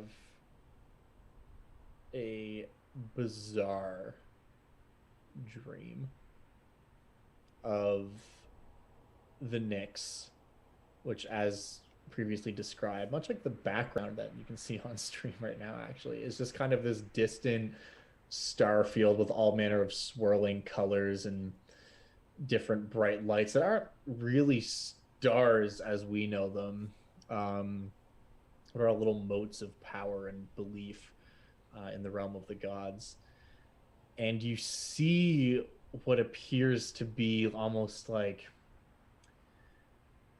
it's something you would see almost as the capstone of like a temple, except there's no temple there. It's just this square, finely hewn piece of stone with marble kind of inlaid throughout it.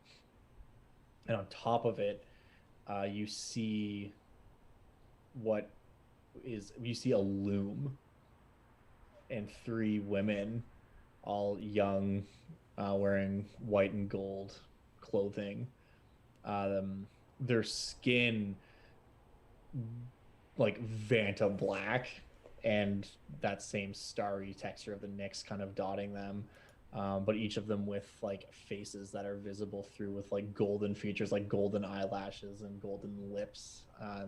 The colored part of their eyes being gold as well, and golden hair.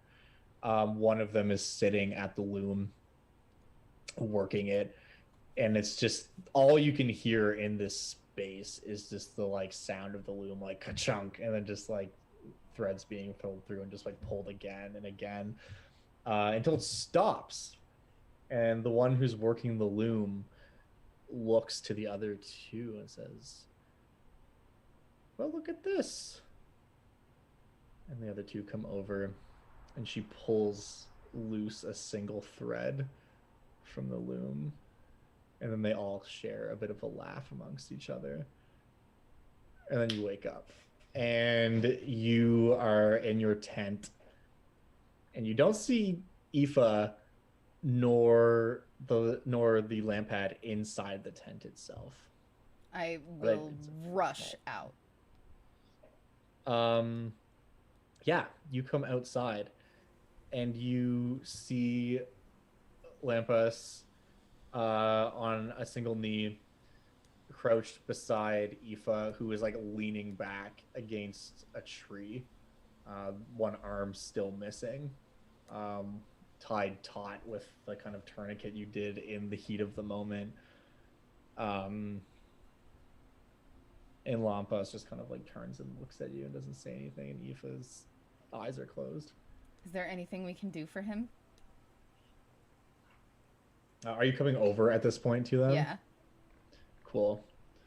Lampas just says, I was as gentle as I could be.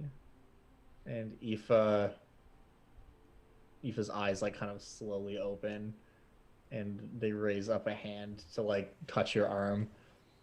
And Aoife just says, I knew you could do it, and like beams up at you with like a big smile. I hug Aoife gently. Yeah, Aoife gives you reciprocates the hug with one arm. Says, now let's get out of here. You need to rest first. Says, I can rest when we get back home. Can you carry the backpack though? I'm kind of. Yeah. Thank you. And I turn to Lampus and I say, and thank you. Yeah. Lampus just looks at you and says, I will see you at least back from whence you came. Till we meet again. And he will see us back. Got it. Yeah. And we'll take you, we'll go back pretty much the way you came. And as you get to that threshold again where the Nessian Wood starts to become more abundant versus the realm of death and decay that is the Despair Lands, Lampos kind of pauses and just looks to you and says, well, this is the edge of my domain. You would find me much less useful were I to continue with you. But should you find yourself in the Despair Lands once again, be sure to say hello. Till we meet again. Oh, we will. And Lampos just kind of like fades back into the environment. And with that ominous parting, you just continue through the Nessian Wood. Again, over a couple of days, you this time around taking on the burden of carrying most of the stuff. And you find yourself back in Setessa. Also, something I should mention is you have this giant mask with you, which is huge. I mean, it's like the other masks are like this, right? Because it's like a person's face. This one is like, it's big, right? Is it like big it's enough for Aoife and the bag to sit on and me like drag it behind? Yeah, but I mean, Aoife is able to walk. They just their arm is gone, so they can't really. I just want them to rest. Yeah, that's. I mean, you can do that. That would take it. Going through the woods is very hard because it's not like flat ground, right? Like you're going over vines and like stumps and like all kinds of crap. Like there's not really a trail. But for parts of it, you definitely could. Okay. For parts of it, I would. Yeah, and it's like this. It's like the size of like a giant shield, basically. Like it's like a equivalent to like one of those big ground shields, except obviously in the shape of a mask. But yeah. So you go back, and you arrive after about a week back in Setessa. Of course, the gates open as they typically are. It's very hard for anyone who would be a threat to get here in the first place. And it's nighttime. You go in, and yeah, what would you like to do? First, I would get Aoife to whatever Medica there was. Yeah, you would take her, or them rather, to the temple, which would be where Aoife actually like studies. So yeah, you just roll up to the temple of Karametra. And I would ask Aoife if they want me to go in with them, or if they want to go in alone. Yeah, Aoife says, I mean, there's no reason for me to go in alone, but I can manage from here. I assume you have other things you must tend to. I will see you tomorrow. I will come see you. Aoife nods and says, yes, you will. And they make their way inside of the Temple of Karametra, where like immediately like you see a couple priestesses like come over and they're like, oh my god, like what happened? And usher Eva back inside the temple. And I One go of them to the already shrine. starting to cast like cure wounds on this person's like stump to stop their arm from like bleeding and stuff. Yeah, so you go back to The shrine of Erebus. the shrine of Erebos. Yeah, sure. So you go back to this shrine that many don't know of, that is kind of hidden and overgrown just outside of the core of the city. In this temple, again, all of the candles are lit almost as if someone was expecting you. You enter and I assume place the giant mask on the altar. And the others. Yeah, so you place just this giant mask and then just like these other like dozen or so masks that were taken. And as you put them on the altar, you see them start to heat up and they all just melt down into this like pool of gold basically. And you hear that same familiar voice say, "You have done very, very well. It was not an easy thing that I asked of you." It came with a big cost. You feel a hand on your shoulder, and from the other side walks around this figure of a man standing like 6'2", shroud in this black robe, with a long neck, gray ashen skin, and two massive golden horns coming out of their head that twist away. I And fall to a again, knee. much like the whip, any parts that are kind of obscured by shadow and darkness, just you see that visage of the Nymphs as Erebos, the god of death, manifests himself Yeah, in this little shrine. I fall to one knee and I lift Mastix up to him. Yeah, he reaches down and grabs the handle of the whip and pulls it up and looks at it and just starts like coiling it slowly, like doing that thing where he twists with each turn, coiling it back up. And it's so bizarre as he's coiling it, like it's just never ending. Like he keeps pulling more of it out of your hand, and it doesn't feel like it's getting any lighter, nor does it feel like it was that heavy. And he's just infinitely coiling it around itself. And looks down at you, his eyes just like black pits that are kind of smoking out of them, much the same way that the return kind of have the smoke that leaks out of their holes in their face. And he says, "And you even had the good sense to return this to me. Truly, you are a champion." And eventually he does coil up the whip in its entirety and just puts it into his cloak, and it just kind of disappears into there. And he looks down and says, "Rise, Aspa, I do. for what you have done.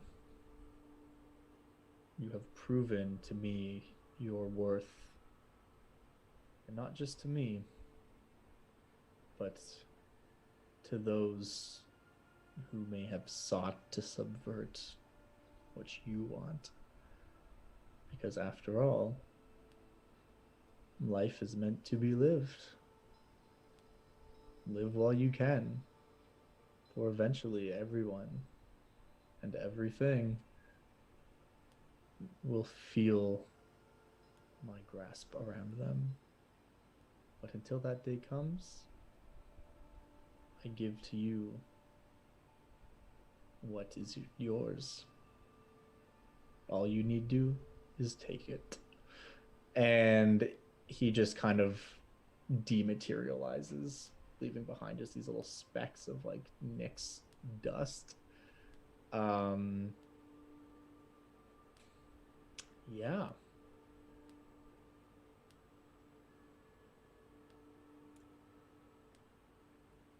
Probably fall down and cry a little. Sure, yeah. You pull that and just take a moment, having just had a direct interaction with a deific force. And I imagine at some point you do pull yourself up and leave. As you go out, there is like a gathering in the center of town. Actually, sorry, one thing. She would look back and say, "Thanks for that stag." And then... Yeah. Oh, also something that I should mention is that stag like stayed with you. I forgot to mention this. It stayed with you the entire way back. Oh. It's just like my stag now? Yeah. It's like a mount. Like it stayed with you the entire walk. I brain farted on that. But yeah, it absolutely stayed with you and like would have let you ride it and stuff and would have helped you take Aoife back. And it's just like outside of the chapel, like waiting for you basically. But yeah, when you say that, like, thank you for that, the candles all just kind of blow out. And that is as close as you think you would probably get as a you're welcome from the god of death. But yeah, so you go out and the stag, as previously mentioned, is just chilling. And as you go back into town, it's, as I said, it's nighttime. But it was even when you got here. By this point, it's straight up nighttime. You can see a lot of light coming from like deeper into the city, and there seems to be some kind of like gathering happening in the center of town. I approach. Cool. As you go, you see what would be immediately obvious to you is a funeral procession, and a very obvious one, and a very what's the word I'm looking for, extravagant one, as like these priestesses are just taking a body that's kind of on like almost like a stretcher of like leaves and branches and stuff, but the person is like covered up in like all these like finely made quilts and that kind of stuff, so you can't see who it is, but a part of you already knows who it is. I don't say anything. I just kind of bow my head, pay respects. Yeah. And you overhear people talking, and would of course overhear that this is indeed Thalia. That about 4 days ago, late in the evening, she passed suddenly of some unknown affliction. She just dropped dead. No pain, no suffering, no sickness. She just died, all in the middle of like a conversation with somebody. And part of you knows that the moment that happened was the same moment that you cut down that giant. And you just almost it's the most uncanny thing through like all the hustle and bustle and all these people being around, as you're kind of moving, the coins that you have in your bag are clinking together. Almost the clinking of the coins almost makes the sound that reaches your ears. You hear a life for a life. And with that, we end today's session. That was really fucking good. What a phenomenal storyteller you are. I'm sorry. This is so unprofessional. That's okay. But yeah, so with that, and only one champion being left to choose from for the people of Setessa, we see how Aspa came to be that champion, and Aspa will return in Avengers Endgame. Aspa will return in Theros Strands of Fate, which will be starting next Wednesday. Or this coming Wednesday. I keep saying next Wednesday. I always get mixed up on that. Yeah, less than a week away. Yeah, this coming Wednesday.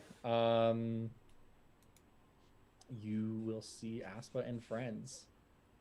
Aspa in that game, Doxy is playing a character in that game, so Aspa is going to be an NPC. Yeah. But when you see her going around and doing stuff, now maybe you have a little bit more of an idea of where she came from and what her deal is. So I hope that you found this entertaining. I hope you found this fun. I hope you enjoyed this epilogue of our Theros campaign.